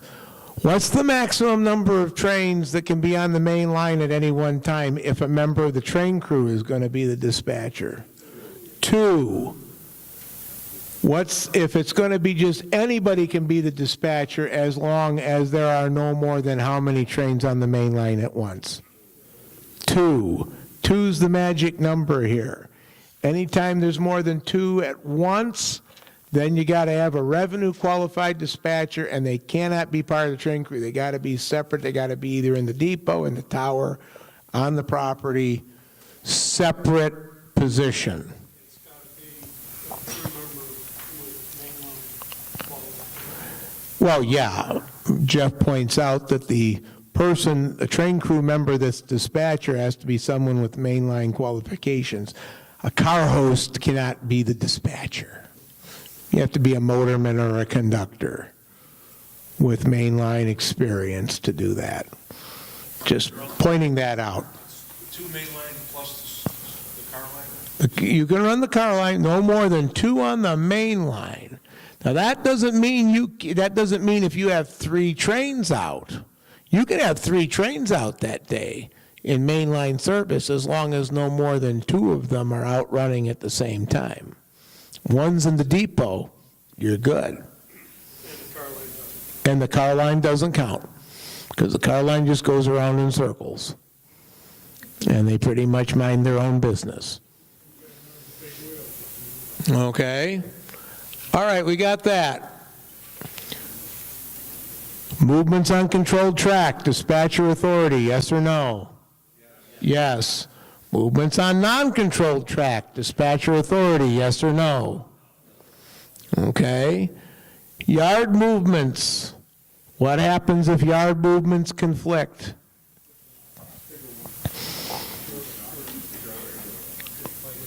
That's right, we duke it out.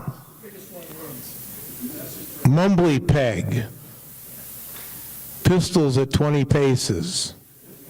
Whatever you need to do is settle your beef. But there has to be a definite understanding as to who goes first. Everybody stops, and then we have what? A job briefing. Amazing. Okay. Train orders. Who's the only person that can issue a train order? The dispatcher on duty. How do I identify a train in a train order? By the what number? Easternmost number on the equipment. On a standard train, that's almost always the locomotive. On an MU train, it's the easternmost car. Okay? I remember not too long ago, we had the center cab running, we had the 9255 when it was still a dry line engine, and we had the bi-level train running all the same day. So I had 3 trains out on the railroad numbered 21, 121, and 151.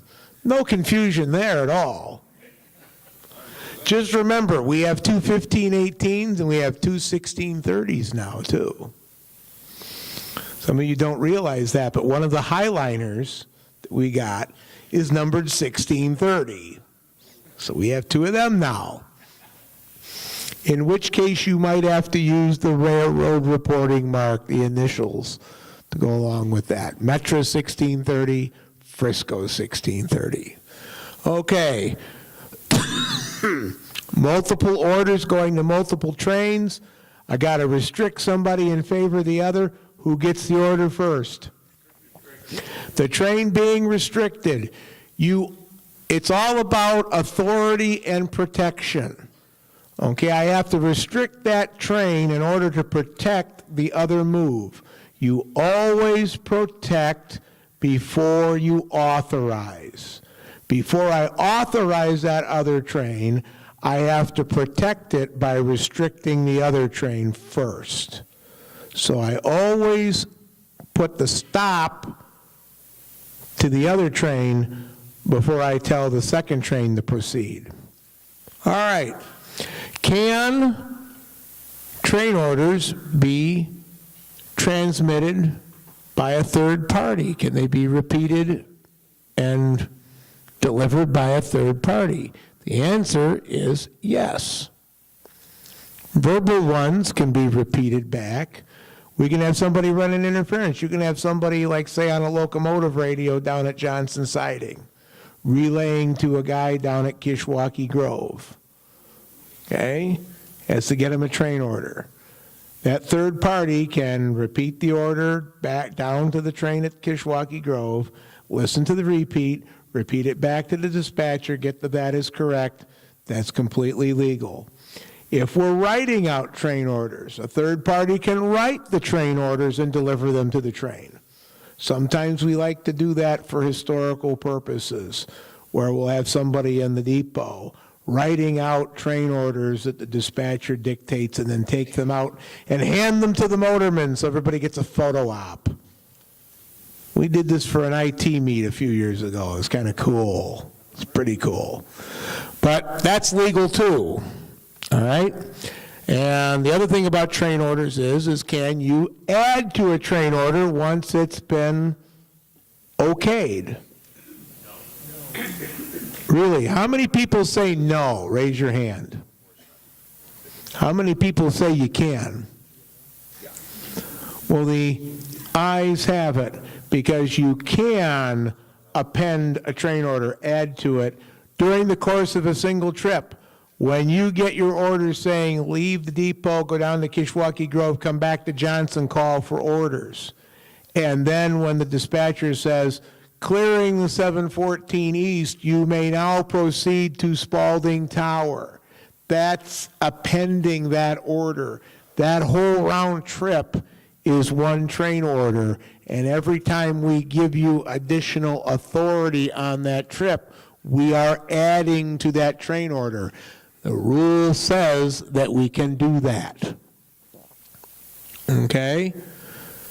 And can I tell a guy, let's say there's a signal that's red, I can see the signal is red down at 4 Mile siding, so I call the dispatcher and say, dispatcher, the signal's red at 4 Mile, I'm coming up to it, I can see it now, I topped the hill there east of Seaman Road, signal's not changing at 4 Mile, can I get authority to go by it? Can I tell him okay? No.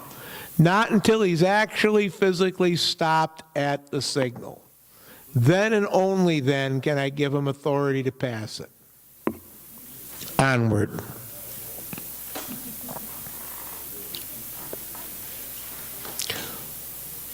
All right. Current of traffic. We have current of traffic. Where? Car line. What's the direction? Clockwise. Where do you find that? In the timetable. If you're going to move against the current of traffic, what has to be done? Can you just go against the current of traffic just because you feel like it? No, it has to be specifically authorized by the dispatcher. Anytime you're going to run against the current of traffic, it has to be authorized by the dispatcher, specifically. And the dispatcher has to make sure that they've restricted all the other cars and the equipment that are moving with the current of traffic so that you don't have one of these very unfortunate and embarrassing head-on collisions. They're very difficult to explain and rather embarrassing. So we try to avoid those. Okay? And if you're running against the current of traffic or with the current of traffic, you still have to obey all the signals. Okay.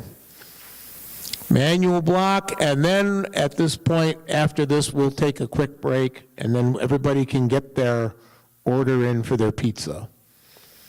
Manual block. Do you have to take the signals out of service to run manual block? No. It can be done on the order of an operating department officer. We can do it for practice. We do not have to take the signals out of service to do that. Scroll on. All right.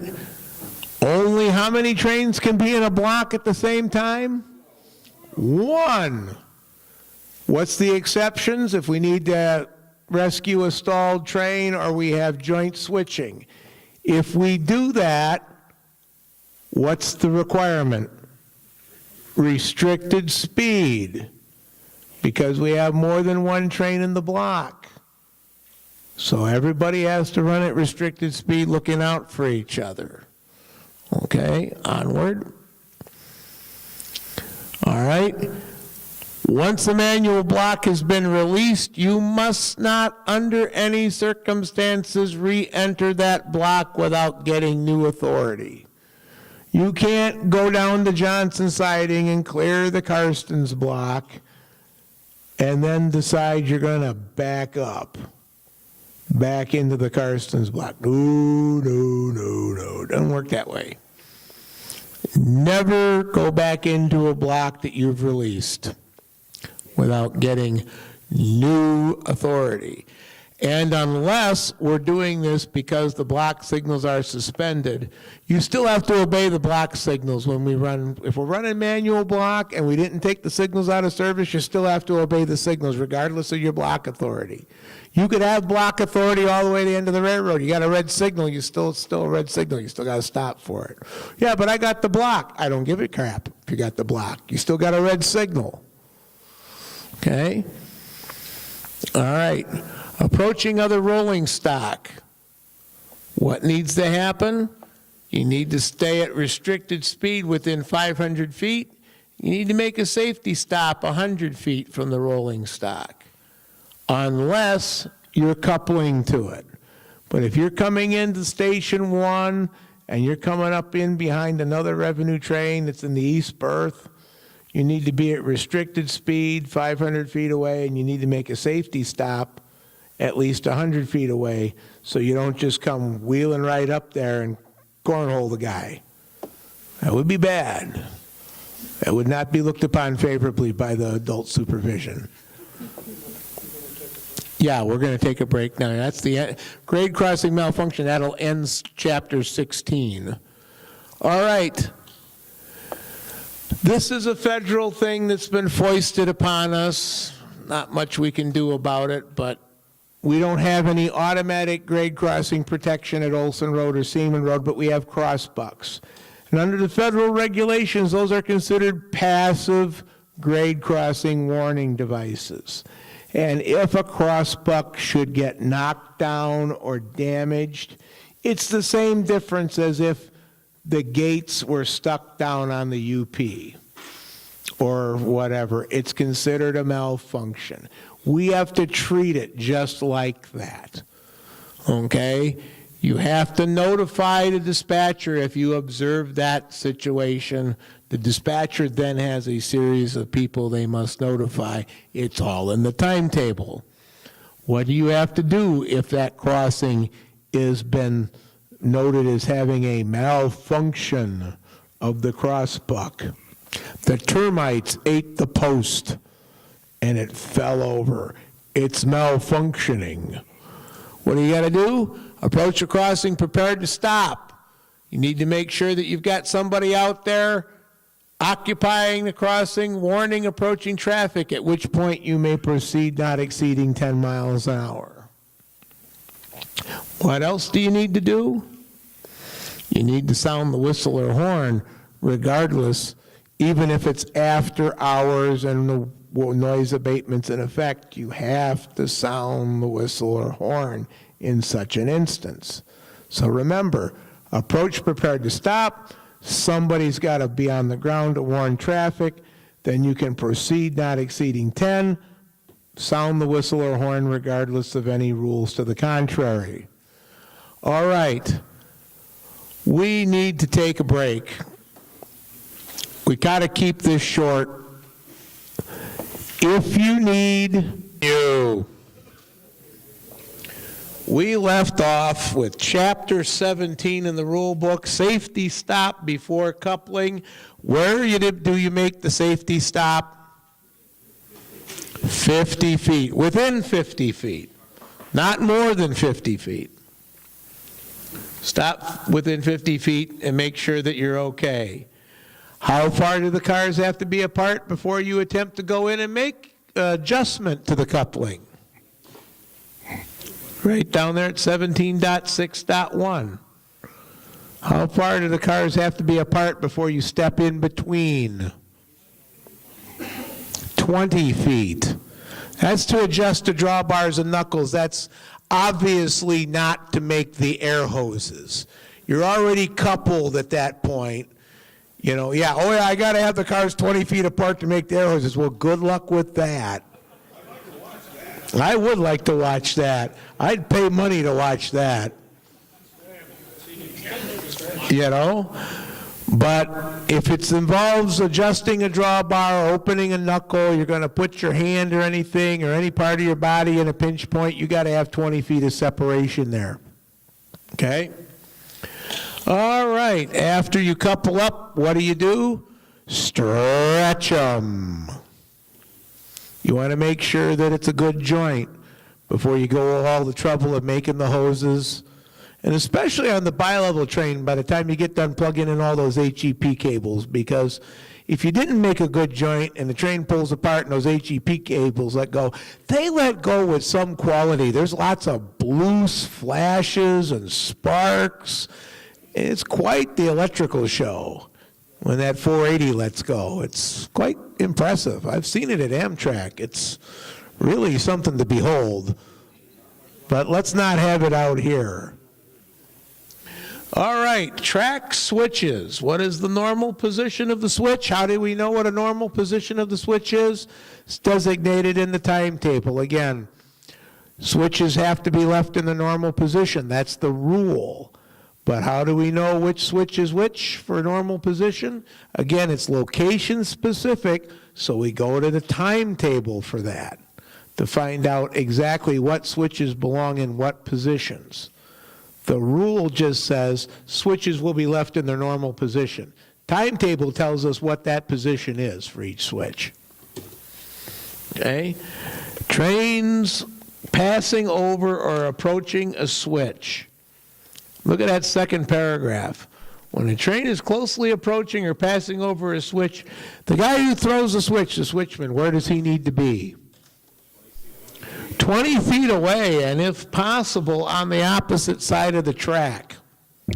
Mr. Opel. I just want to make the same comment I made before. It's also the engineer's responsibility to make sure the switchman is complying with this before he runs over the switch. Mr. Opel points out that it is also the engineer's responsibility that to make sure that the switchman complies with this.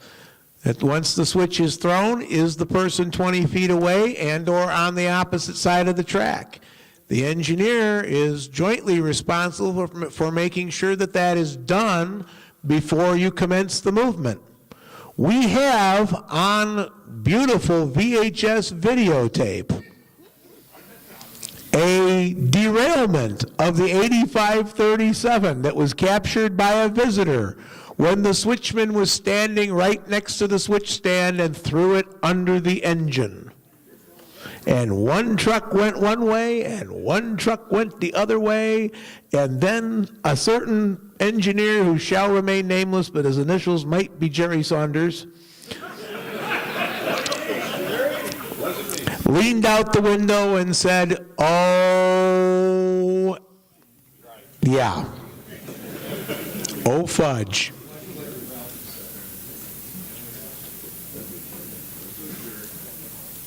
It's already in the refrigerator. Steve's worried about whether the pop is cold. It's all in the refrigerator. We brought it in this morning, bud. It's under control. It's under control. But like I said, we have this lovely video of the 45-tonner live in the process of being derailed because the person manning the switch was not 20 feet away or on the opposite side of the track. So it's quite spectacular, and we don't want that happening again. So remember the 20 feet opposite side of the track. There actually was a very, very, very bad accident years ago on the Santa Fe that happened because of this. 2 passenger trains out on the single track line out that goes up through Albuquerque and Raton Pass and all that. It's ABS and the hand throw switches, and they had a meet. And the one passenger train, he pulls into the siding, and the fireman is standing up there at the switch. He's standing right next to the switch. He can see the other train coming, and he panics. He doesn't remember, oh my God, did I throw the switch? I don't remember if I threw the switch. And he runs over and he throws the switch, and he put the 2 passenger trains together head on and killed about a half a dozen people. And the poor guy went insane later on. It was just a terrible, terrible thing.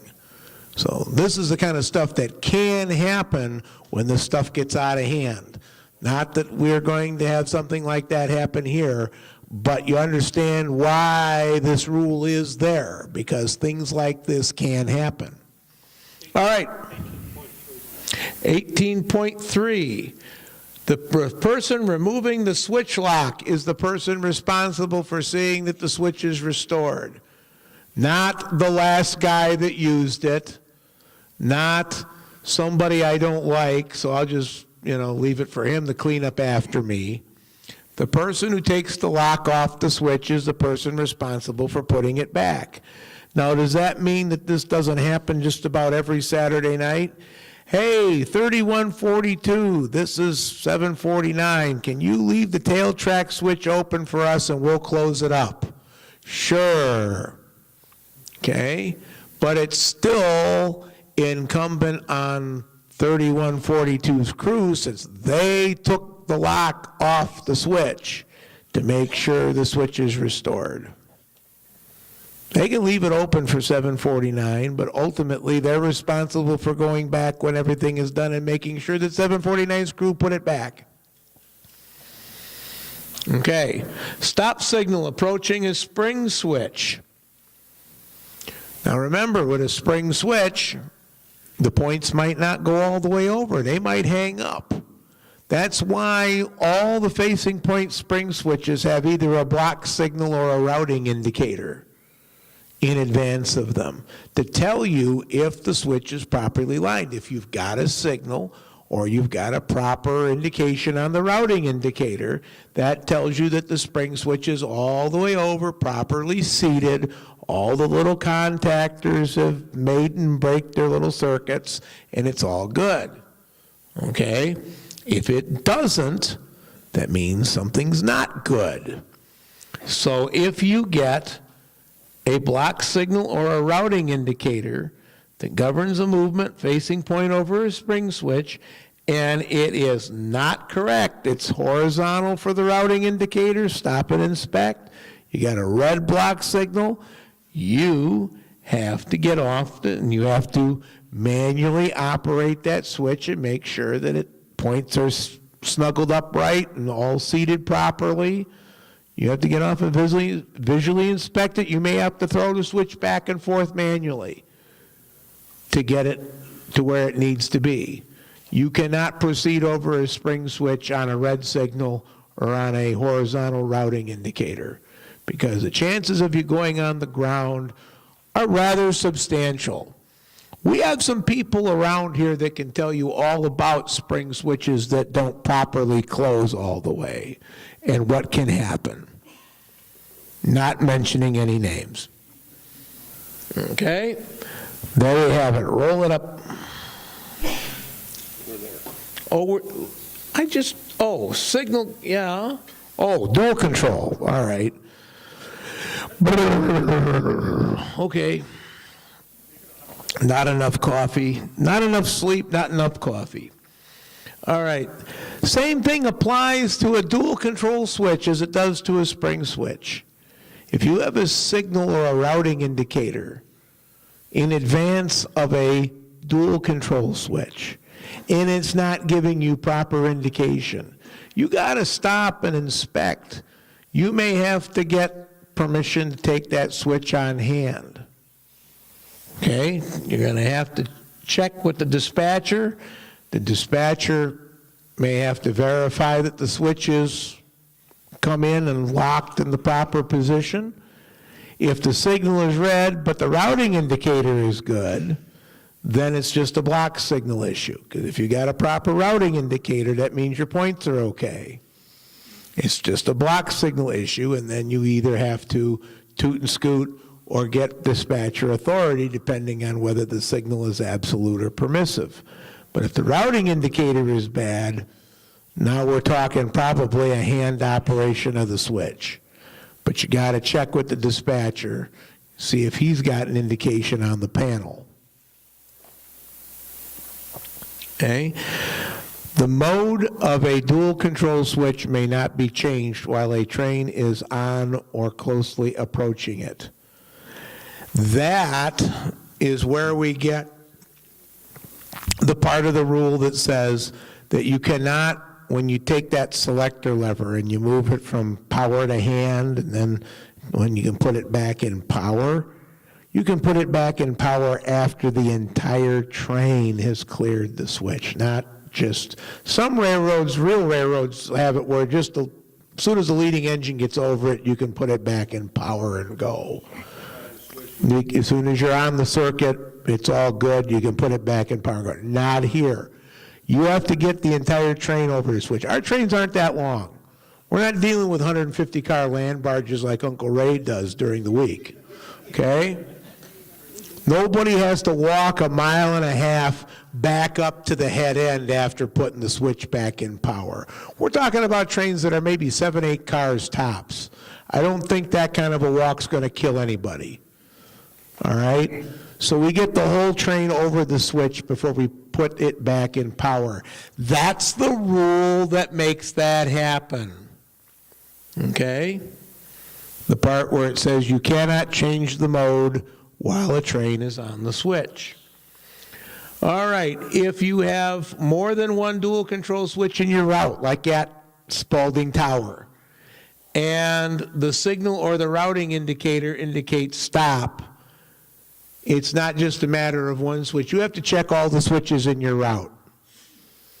Okay, so if you're going station 1, you got to check both switches there at Spalding.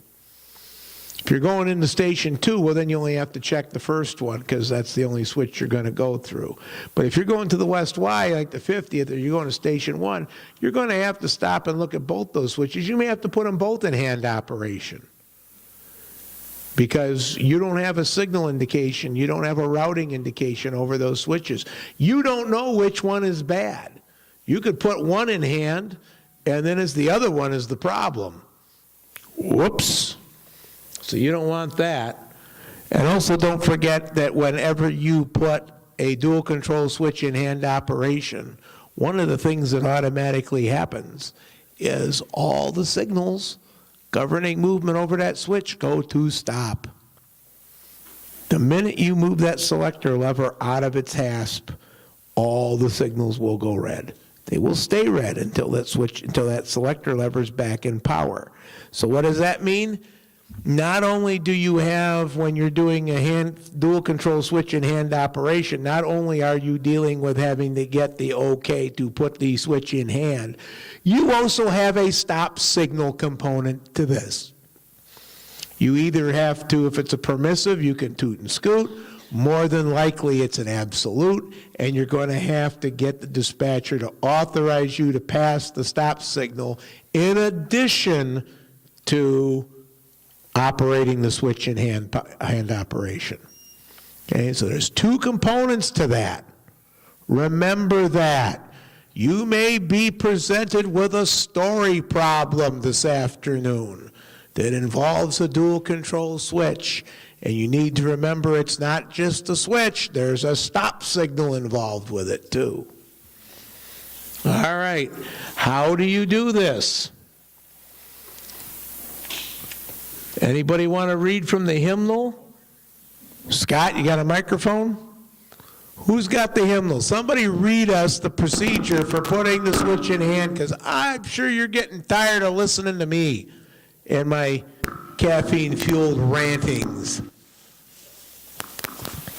But it involves a couple different levers. You got a little lever, the selector lever, and you got a big lever that actually throws the switch. Reading from the Book of Harold. Switches to change from power to hand. Hang on, Andy, we're getting the microphone for you. I don't need a microphone. Obtain authority from the dispatcher to place switch in hand operation. B, if no rolling stock is on or approaching the switch, remove switch lock and move selector lever from power to hand. C, operate hand throw lever until mechanism engages, then completely line switch against desired route, and then line switch for desired route. It is imperative that the switch points be completely cycled to establish manual operation. This procedure must be followed even if the switch is already lined for desired movement. Thanking you, sir, for that dramatic reading. You need to read the rest of your Thank you, sir. Thank you, Brother Sunderland, for the testifying. All right. You got two levers. You got the selector lever, which says hand and power, and then you've got the lever that actually throws the switch. So you move the selector lever from power to hand. How do you know which one it is? It's got little embossed letters on it. One side of it says power, one side of it says hand. Whichever side is face up, that's what mode it's in. So you take it, it says power, you flip it over, and then the word hand is on top. Then we know we're in hand operation. Then what has to happen? Even if the switch is already lined the way you want to go, you have to take the big lever, the hand throw lever, and you have to cycle the switch points. You have to make sure that you engage the mechanism inside the housing so that the points are connected to the hand throw lever, and you've got mechanical leverage. It is forcing the switch points up against the stock rail. There's a little clutch in there that engages, and if you don't do that, there's nothing pushing up against the switch points. Because when you placed it in hand, the motor's no longer putting any tension on the switch points. The power's off. So now you have to get this mechanical clutch engaged, and you have to make sure you've got mechanical pressure holding the switch points over. Otherwise, the switch points can float, and they can float under your train, and one truck can go one way, and one truck can go the other way, and then that usually ends very badly. So always have to cycle the switch back and forth, all the way over, all the way back, and then put it the way you want to go. And then you can proceed over to switch after you've taken care of what? The stop signal. And then when can you put that back in power? When the entire train is passed over it. Okay, did that pretty much cover all that?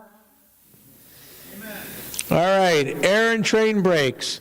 Know the three types of brake tests: initial, set and release, and running. What's involved in an initial brake test? So all kinds of things. You're checking piston travel on all the cars. You're listening for audible leaks of the system. You're checking to make sure that the shoes are up against the wheels and the rigging is in place. You'd be surprised. We've had cars, you go to check them in the morning, and the brake shoe, the cotter key fell out, and the brake shoe completely fell out of the rigging. And then there's just a piece of rigging there with the brake head going like this, and it's not touching the wheel because the shoe's missing. Bob, you had that happen to a North Shore car, didn't you? 415. Okay. That happened at work not too long ago. Yeah. So that's part of an initial, making sure, first of all, you have all your brakes. Brake shoes are a good thing. Making sure that they work on every car in the train. Is your piston travel acceptable? Is the leakage excessive? Do we have continuity? Do all the cars set up? Do all the cars release? In a set and release test, we're not so much checking every car as much as we're testing the continuity of the brake pipe. We want to make sure that that pipe is unbroken all the way from one end of the train to the other.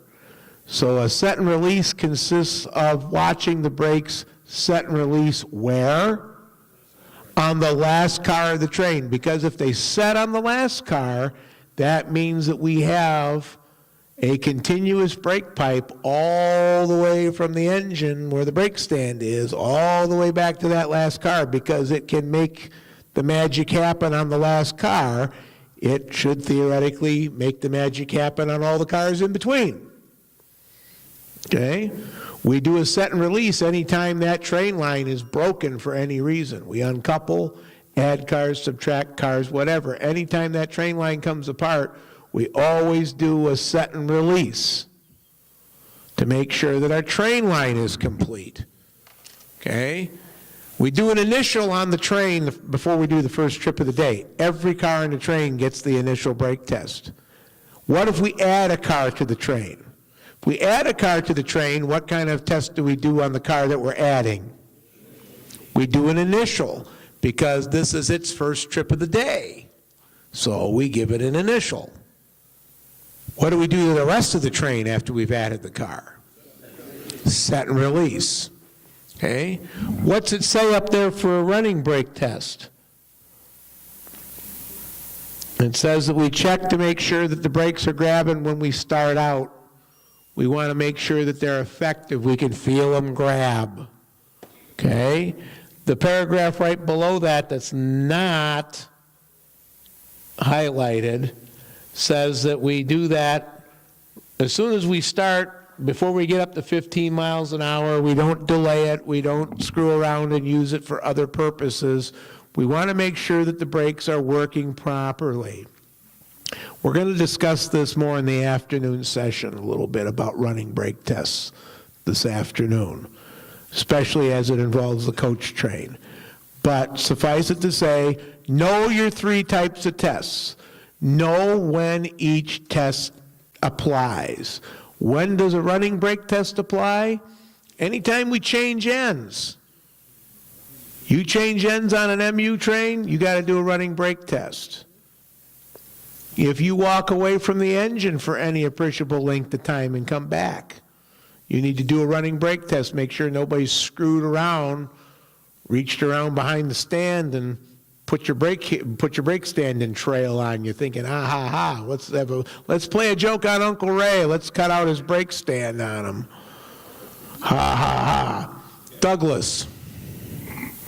Hang on. Mr. Donahue's coming with his microphone.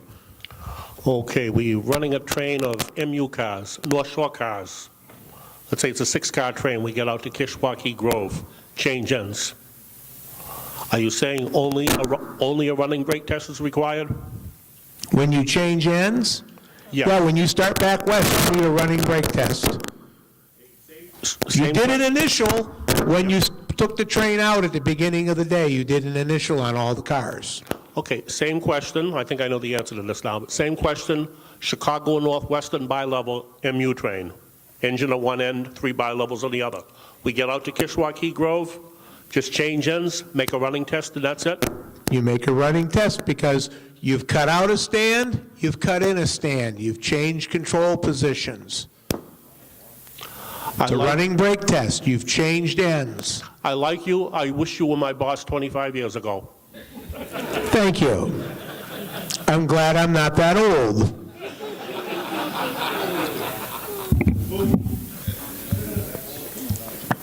Okay, so know when each of these applies. Look at that for running brake test. Following each change of direction except switching movements. Following a change of control position, like I said, changing ends.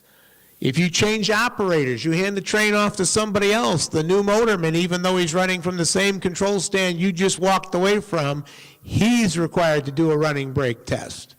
And whenever the operator is left unattended, because somebody could have gone and turned the cutout on you, thinking, ha ha, let's be funny, or somebody that doesn't know any better, hey, what's this? Oh, it makes noise, cool. So you never can be sure what happens, so that's why you do that. Let's talk about blue flags. Who's allowed to go in between the train without a blue flag? The train crew themselves, because they will protect themselves using three-point protection. Anybody else has to have a blue flag. And if it's a train sitting in the station, where does the blue flag go? First of all, is there more than one blue flag? Yes. Where do they go? On each end of the car you're working on? On each end of the train. Very important. You may have a 3-car train, you may only be working on 1 car, but the blue flags go on each end of the train, not just the car you're working on. Okay? Can anybody, well, let's see, let me make sure I got this right. All right, you must notify the operator when the blue flags have been displayed and when they are removed. You're also supposed to get what from the operator if you can? The reverser. It's always a good thing. Okay? Scroll down just a hair there, Jeff. We talked about this earlier. Rolling stock protected by a blue flag. Can you couple to it? No. Can you move it? No. Can you raise the trolley pole? Can you move the brake handle? Can you toss a breaker in the electrical cabinet? No, none of that. You can be doing none of that. The only time you can do that is at the direct request of that worker. Hey, I'm trying to troubleshoot the switch group. Toss that breaker in the cabinet for me on and off one time. Something like that. If they're asking you to do it, they're the person that has the blue flag protection, then it's permissible. Otherwise, you don't assume anything. Okay? Now, something new that we had from the new pages last year. We now have designated shop areas. Because we seem to have a problem with people in the shop, everybody putting up a blue flag on each individual piece of equipment. So, trying to make it easier to get compliance, we have designated shop areas now. Designated shop areas will have a blue flag posted at each track entrance to that area. For example, the electric car shop will have a blue flag on the pit lead coming in the east end, and there'll be blue flags on all 3 tracks at the west end.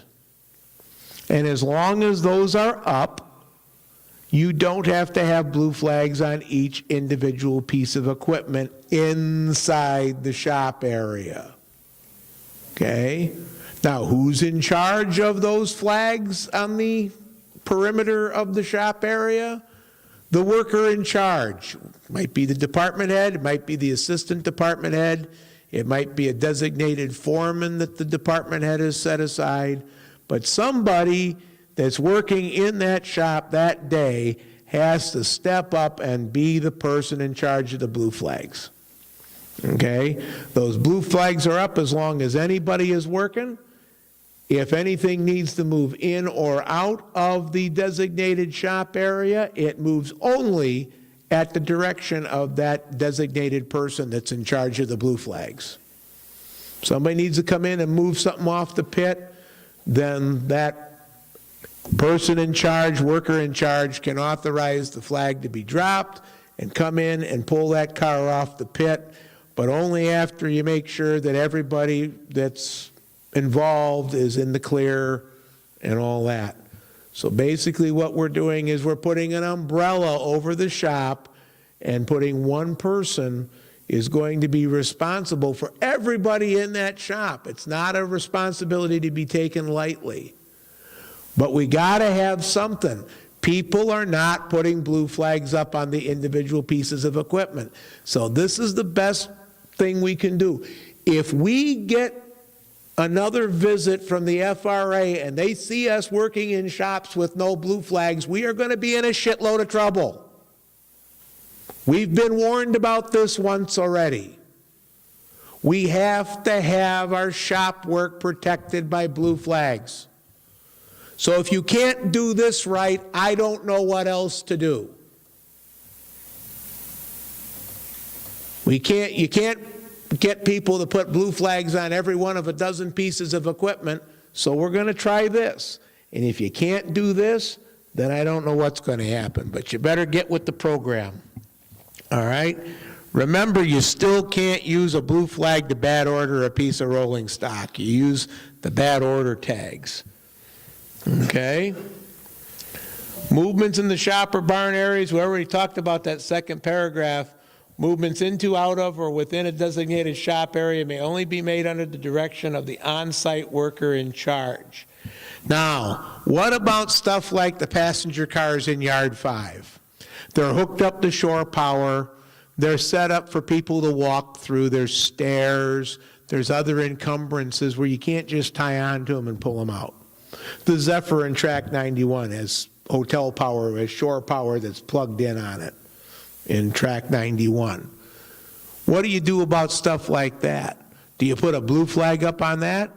No. We use the signage there that says stop, stop car connected, or occupied camp car. And we put that in advance of where somebody could tie on and start pulling on it. You need to get a hold of the people from the department that equipment belongs to for further instructions. They could also have instructions on the back of the sign. You can move this stuff as long as you unplug the shore power that's on the north side of this car and you pull the steps back and things like that. But chances are you're going to have to find somebody from that department to show you what all needs to be done to unencumber this equipment so you can tie onto it and move it.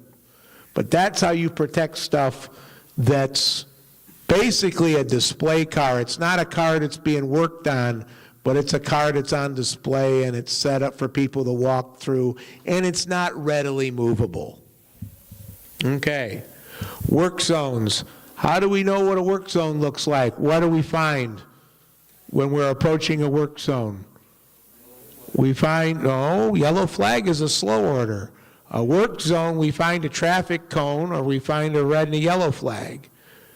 It's the same as a slow order in that the beginning of the zone, the cone is on the right-hand side.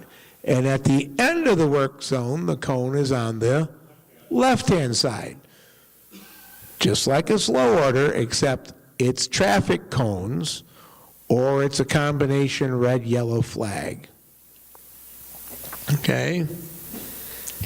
Can you enter the work zone without permission of the person that's running the work zone? No. Back up just a hair, Jeff. I think we might be a little ahead of ourselves there. There we go. All right, that shows what's going on there. All right, now scroll back down. All right, one member of the work crew is designated to communicate with trains, and he cannot allow trains to enter the work zone until he knows that all personnel and equipment are clear and it's safe for the train to proceed. Now we'll go to the next page. You must not enter the work zone until you've been told to proceed. Now what happens if I come across a cone on the right-hand side of the track and I can see the other cone down there on the left-hand side of the track and there's not a soul around? There's no truck, there's no people, there's no tools, there's no nothing. Then I call the dispatcher and I find out, hey, is somebody supposed to be working down here at Karsten's? And then the dispatcher will have to look and see if he's got a bulletin out or does he have anything on that. No, I don't have anybody working at Karsten's. At that point, then you may proceed, not exceeding what? 10 miles an hour, because you don't know if this is a track thing or a signal thing or a DC line thing. You don't know what it is. So we have to assume it might be a track thing. So what's the default speed on a slow order? 10 mile an hour. If it's not good for 10, it shouldn't be open for business. So if we go 10, we can't go wrong. Okay? But we have to make sure that we've looked, we can't find anybody out there, there's no sign of any work being performed, and the dispatcher has no knowledge of what's going on. I mean, it could have been somebody left their cones out there from the day before, just forgot to pick them up. I'd like to think we're more conscientious than that, but it's happened. Paul. On a couple of occasions, they've had safety cones out to protect something that was an obstruction, like a pile of cars. You mean track material? Yeah, or a telephone pole. There've been cones out right against the wall there at the Yeah, but were the cones placed like a work zone on the right and the left side of the track, or were they just like on each end of the pole over in the ditch? There's one on the right side. How do I know that somebody didn't move that other cone? You want me to be out there guessing? The same as the cone was put to protect these ties that were real close, and it was on the tail track right at the switch that they were working on. I know why they did it, but it was still there to protect those ties in case you didn't see them. Well, this is one reason why we have this rule as an out, so that you're not just stuck sitting there. Because prior to this, that's what you would have had to have done. You would have just had to have sat there till somebody came and authorized you to pass that cone. So that's why we have this now. No, just because of that. Also understand that one of your examples was probably set up by somebody who's never taken a rules test. Think about that one. Well, that's one of them. That's one issue. Okay. All right, track out of service. When the track is out of service, is the traffic cone on the right or on the left? Neither. It's in the middle. And that means what? Stop. Do not pass. Track is out of service. Okay? Now we have a procedure for letting equipment into out of service limits. Like, let's say you've got some cars of ballast you need to bring in there so we can dump ballast and get the track back in service. Okay? This is something we never had before, but yet it was something that happened all the time. So we needed to formalize this procedure. We were doing it anyway, but we needed to formalize it. So now what we've got is, if you've got, like, say, cars of ties or cars of ballast that need to be brought into the out-of-service limits, you come up to the cone and you contact the employee or the personnel in charge of the out-of-service limits and say, may I enter? And they say, yes, you may. And they take the cone out of the way, and then you can come in. Okay? You only need the foreman's permission to enter the out-of-service limits. You need to tell the dispatcher report that you're clear of his track and into the out-of-service limits, but you only need the foreman's permission to enter. Now, once you're in there, what happens? When you're inside out-of-service limits, what speed do you run at? Always at restricted speed. Who issues the orders for movement? The person in charge of the limits, not the train dispatcher. The person in charge of the limits is the absolute authority inside of out-of-service limits. Everything moves at restricted speed, and do we bother with the signals? No. Why? Because if it's out-of-service limits, chances are we've got work equipment in there. And the work equipment we already talked about earlier doesn't always shunt the signal system. So is the signal system a reliable means of protection when you've got things in there that don't shunt the signal system? No.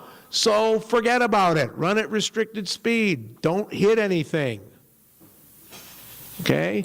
Now, here's the clincher. When you're done in there and you've unloaded all your ballast and your ties and you need to come back out, who do you need to talk to get out?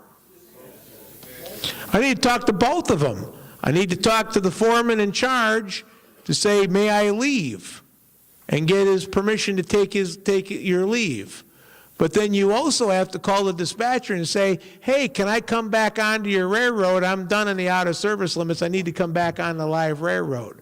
So I need two authorities to come out. I only need one to go in. I need two to come out. Okay? That's an important one to remember, boys. Make sure that's all highlighted, boys and girls, pardon me. Okay? And what about if you're working in non-controlled track where there is no dispatcher? There's a whole bunch of things there that you can use to protect the crew that's working in non-controlled track. They can put a traffic cone between the rails. They can line the switch away from the track they're working on and secure it with a unique padlock that you wouldn't have a switch key to. Okay, keep you from coming in there. They can put a fixed or portable derail in conjunction with a traffic cone, at least 25 feet in advance. Got to put a cone out there, so we don't want you to hit the derail and derail, but if that's what they got to do to keep themselves from getting run over, then that's what they can do. It's permissible. And then last but not least, they can have somebody acting as a watchman to flag trains and say, hold up, we'll get everybody out of the way and then we'll let you by. Okay? Electrical.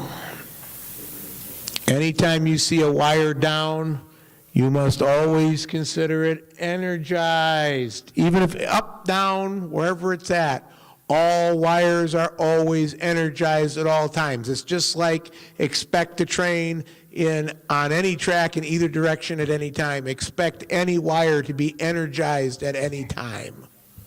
Always, never assume. Defective equipment will be marked by a tag. Tags on electrical equipment are just like blue flags. Nobody may remove the tag except the person that placed it.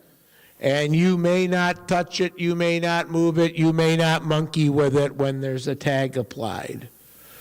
Remember that when we have lightning, electric cars are to stop and pull their poles until the storm passes. You don't really want a car taking a lightning strike. It does nasty things to the stuff under the floor. Very bad. Traction power interrupted. If the sub goes down and everybody comes to a stop, there's a procedure for starting the railroad back up without overloading the sub and tripping it again. There's a protocol. We have certain trains go first, certain trains go second, other trains go last. Notice that eastbound trains wait 2 minutes before proceeding. Westbound trains and trains on the streetcar line wait 1 minute before attempting to move. Now this is real easy to remember because here's the deal. If you know your timetable stuff, you're a collector, you've seen train timetables. Eastbound trains are normally what? Even numbered trains, aren't they? In a timetable? Westbound trains are normally odd numbered trains in a timetable. So remember, the westbound train waits the odd number of minutes, 1. The eastbound train waits the even number of minutes, 2. Real simple way to remember that. You need to remember that. Okay, and that takes care of the rule book. Let's hurry up and roll right into no, not that. Let's do the timetable, sir.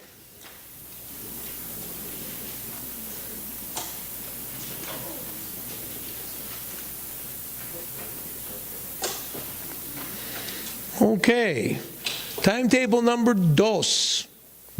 Okay, stop right there. As you know, we've had some changes. I want to make sure you get these changes down. We're going to cover this again in the afternoon session. Some changes were planned, others not so much. Bob Heinlein retired as the Assistant Superintendent of Weekday Operations last summer.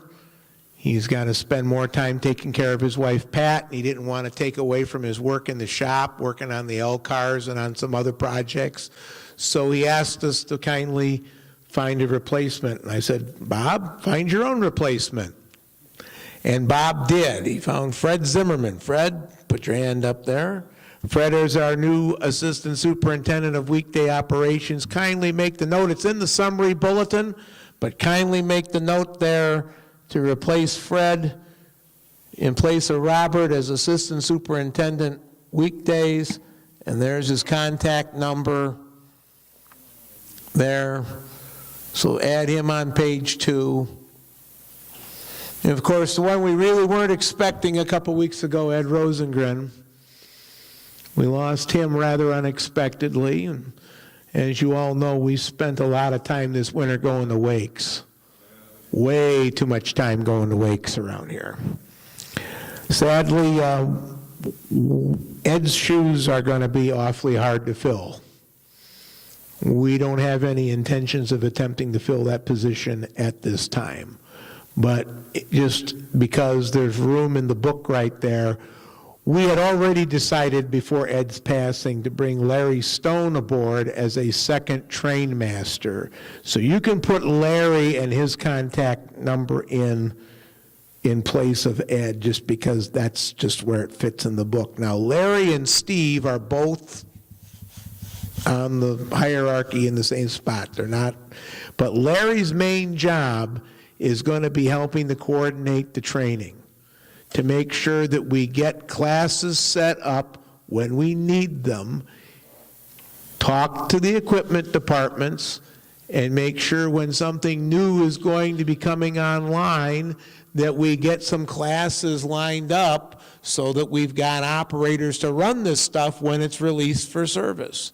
Larry did a lot of this logistical stuff. Larry actually worked for the Norfolk and Western as a train master, a management trainee for a while, and then you worked with the United Airlines and you did a lot of logistics with planning crew training when you were with United, right? Not so much crew training, but other stuff. A lot of personnel, so yeah, passenger removal. Yeah, there you go. I wrote the dragging technique. That's right. He'll be teaching all of you that move later on this summer. That'll be one of his first classes.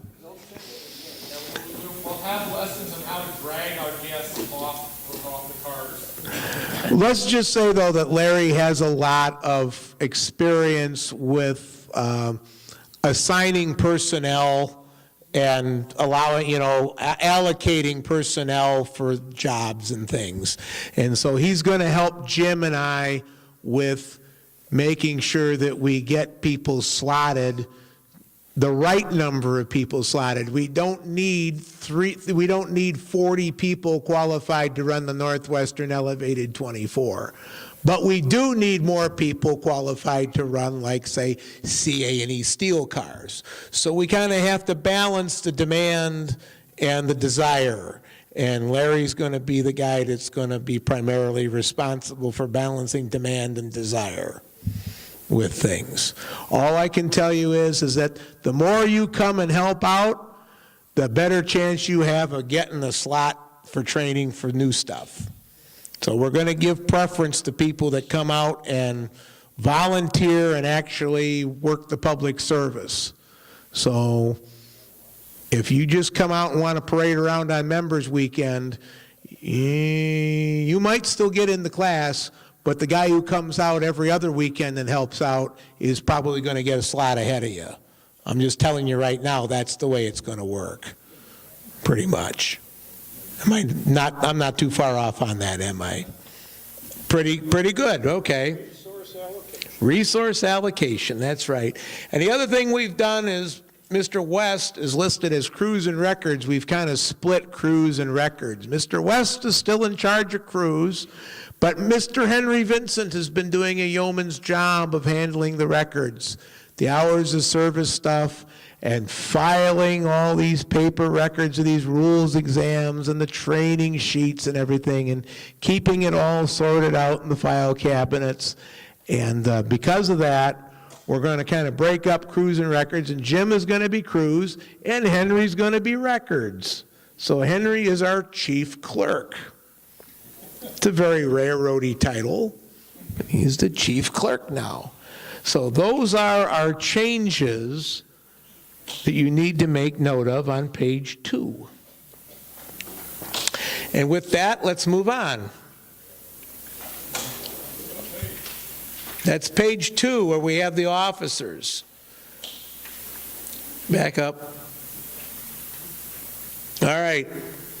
We move on. We're talking about, like I said, we have rules in the rule book, and then the timetable is territory specific. It tells you where those rules apply. Here's what tells us where controlled track applies. We know what controlled track is. There's a definition in the rule book. Where does controlled track apply? at these places right here. The entire main line, from Jefferson Street to the Grove, including all the passing tracks, both station tracks, the entire streetcar line, both legs of the Y, both station tracks at 50th, any other track we decide to designate for that purpose. Know what is and isn't controlled track.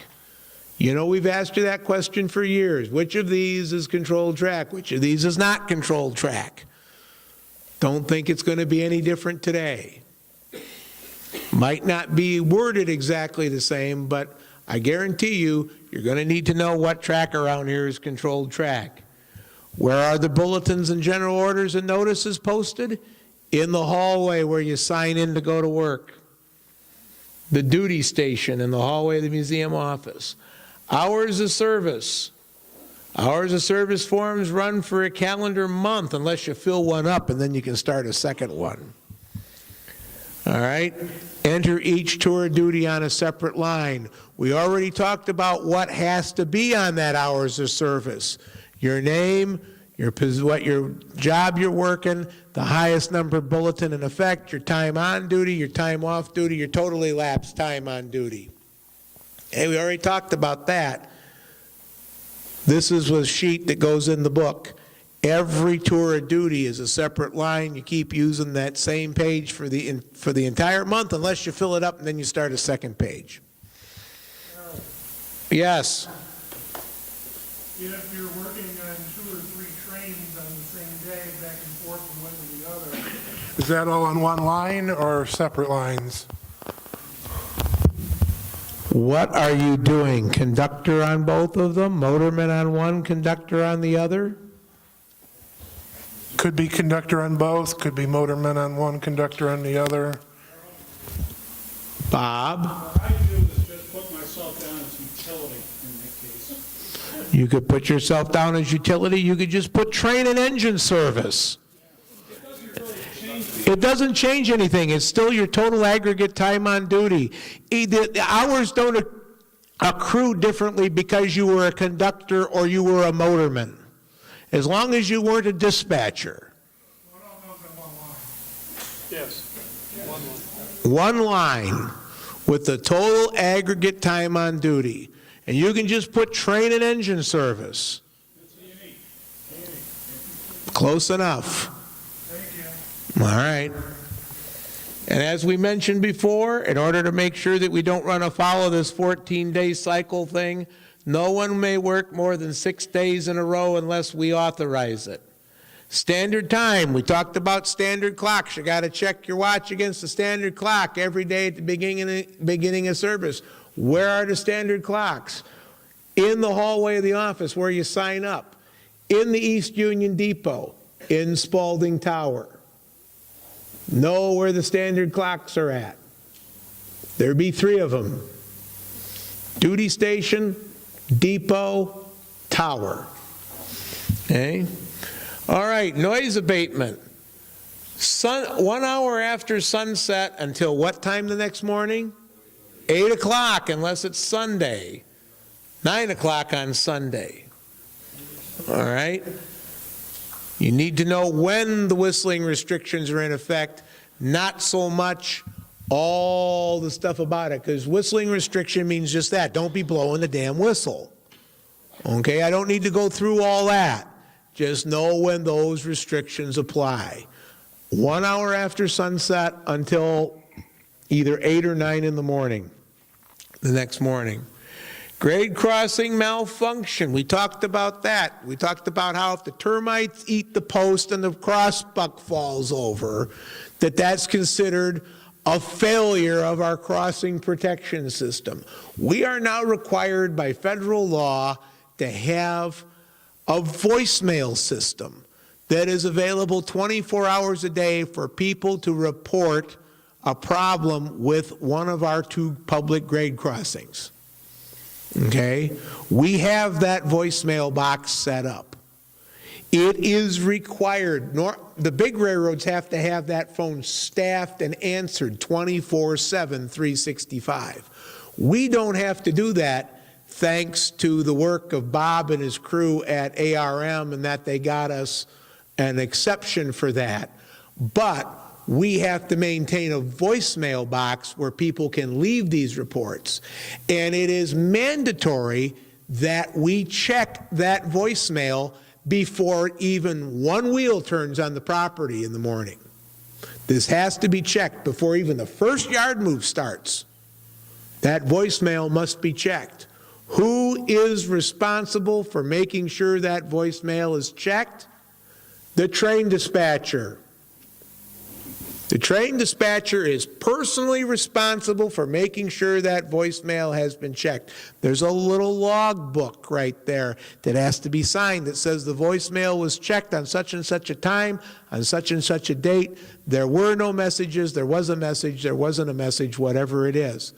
But the dispatcher is responsible for seeing to it that it was either checked personally or that he knows for a fact that someone else checked it, verifying that it's been checked. Okay, that's what you have to remember. Speed restrictions, maximum for electric cars on our railroad, anywhere on the railroad, the top speed is 40. Maximum for standard equipment, steam or diesel, 30. Good to know. All right, where are you going, man? Back up. Okay, specific restrictions. Within 400 feet of end of track, 10. Public crossings, 15 if you've got an operable whistle or horn. If you don't, or if it's during noise abatement hours and you can't whistle, what can you do? If the crossing is flagged, you can still proceed at 15, but if the crossing is not flagged, what do you have to do? You have to stop, and you have to wait until you can see that there's no traffic approaching, and then you can sneak across. This is why we would like to have flagmen on members showcase weekend at the crossings. It's hard to get people to do that, but it sure makes life easier. Okay? Dual control switches at Spalding Tower are 10. Station tracks are 10. But east and west station switches, where you come off the main line, are 15. Remember, all the switches diverging off of the main line at Schmidt, at East Switch, at West Switch, and at Johnson, all the switches off the main line are 15 miles an hour. But everything in the station, including Spalding Tower, is 10. Okay, good to know. Karstens, eastbound 20, westbound 10. Why the difference? Because westbound visibility kind of sucketh coming up the Karstens. It's not real good. I mean, yeah, since General Sherman went through there on his way to Georgia and kind of took care of some of that, but it's still, you got that berm on the north side, and it's hard to see somebody turning off a Hemmingson coming across the road. So it's still going to be 20 eastbound, 10 westbound at Karstens. Okay. ABS is in effect on the main line between Jefferson Street and the Grove. And on the main line, we may use train orders, we may use signal indication, we may use the manual block system. All three of those are approved for use on the main line. We have the manual blocks there. There's 5 of them. Are you expected to be able to tell us what the 5 are on the test? I'm going to give you a little hint. No, you're not. Okay. We've got a bunch of instructions about power switches that are radio controlled. We will go over that during the safety meeting. Car line subdivision. Make a note here on page 20. We've got this list of all these things that were on the diagram that we said would eventually go into service.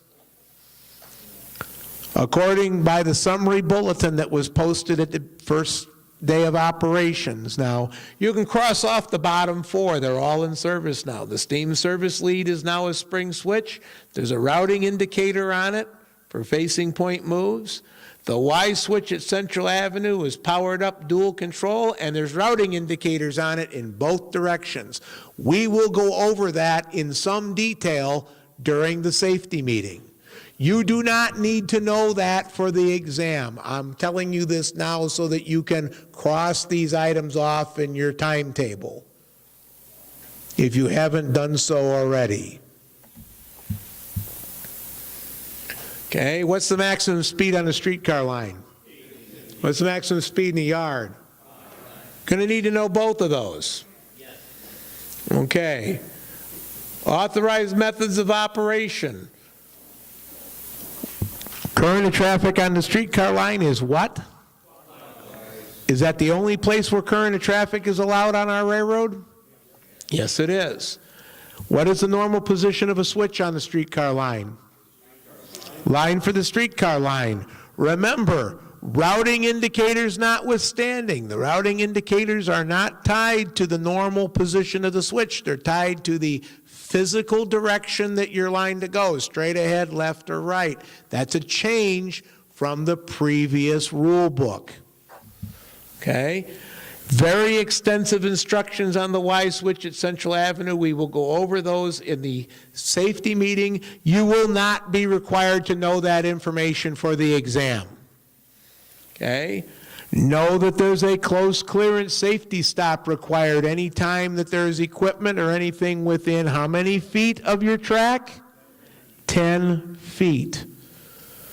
This happens a lot over in Yard 3 where they got coaches jammed in there right up to the fouling point. And you'll be going by one about like that. That's a safety stop, kids. I've had to remind several operators that that's a safety stop over there. Same thing goes at Yard 9. When stuff's outside the door on 91 track, it's within 10 feet of the streetcar line generally. Those are safety stops. Food is here. I've been told that the food is here, so we're going to like kick this into high gear, boys. All right. Change from previous, the equipment restrictions with streetcar wheels. Notice that instead of listing them all, consult electric car department. We came to a conclusion last year, Joe Stupar and myself and somebody else who shall remain nameless that was in the hierarchy of the car department at the time, that if you're qualified on a piece of equipment, there's no excuse for you not knowing what type of wheels it has and whether it's restricted or not. So that it was pointless to sit here and put a big long list of all the cars with compromise and tram wheels on it. If you're qualified on it, you should know that already. You don't need to be told that. So now it's just a matter of, if you're not sure, consult the electric car department, they'll tell you. So we took a lot of that out of there. All right, so all that stuff about where stuff can and can't go, once again, if you're qualified on the equipment, you should already know where it can and can't go. I'm not putting that on the exam. If you're a qualified operator on a piece of equipment, you should know where something can and can't go. But it's all in there. We got all the yards and everything restricted, blah, blah, blah, blah, blah, but you're not all qualified on everything. It's not fair to ask you questions on that material because not all of you are familiar with all that equipment. So we're skipping over that whole 400 section. Let's talk about the substation. What happens if the substation trips out? Will it automatically reset? The answer is yes. How many times will it attempt to reset automatically? Up to 5. Now it takes 30 to 40 seconds for a reset sequence to occur because it's all timed and certain switches have to open in a precise order so that we don't draw huge arcs and things, and certain things get closed in certain order. So it takes about 30, 40 seconds for that attempt to be made. And if you try to take power during that, well, you're liable to screw it up, and now you've just blown one of your 5 chances, and now we're starting all over again. So just remember, 30 to 40 seconds to try to wait before you even should think about the power coming back on. You get up to 5 chances. After the 5th chance, the substation goes into lockout, okay? There's two, then somebody has to physically go there. There's two kinds of lockout. What kind of lockout can you, as an operator, reset? A yellow lockout. A blue lockout can only be reset by somebody from DC Line Department, somebody that has keys to the secret chamber of prison of Azkaban or whatever the hell it is in there. Yes, in chambers, sir. All right? The reset is on the south wall. There's a button for resetting the yellow lockout, and there's also a panic button that you can press that will shut everything down and put the substation in a blue lockout. That button should only be pressed as a matter of dire life or death emergency. Somebody's hung up in the 600. That's when you go push that button. Okay? All right. We got a whole couple pages on grade crossing accidents. Hopefully we won't have one anytime soon. You do need to review that. There's quite a bit there, more than we can cover today.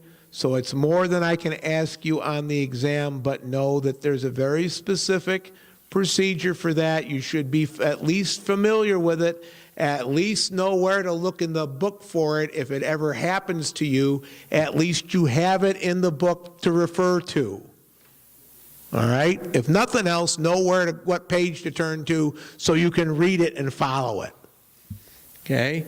Safety equipment. All trains and revenue service have to have what? A fire extinguisher and a first aid kit. The weekday operator is supposed to carry the weekday cell phone for emergency purposes only. But everybody should have a fire extinguisher and a safety kit.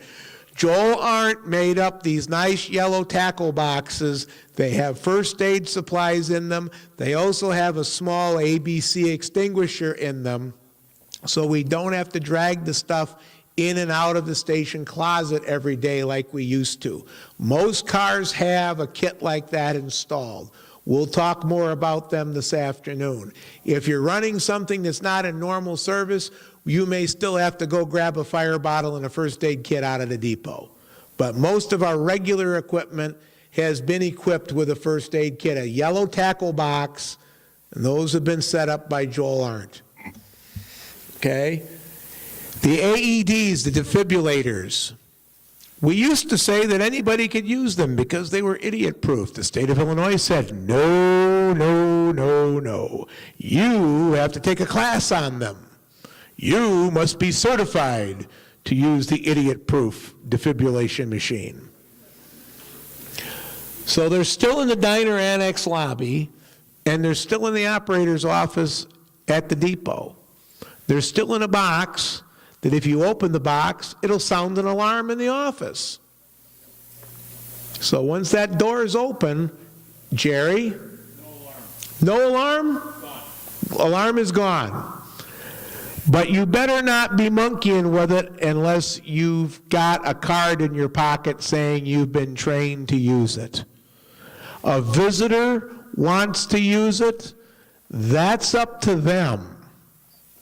But if you are not personally trained on use of the machine, you don't use it. The best thing you can do is call 911.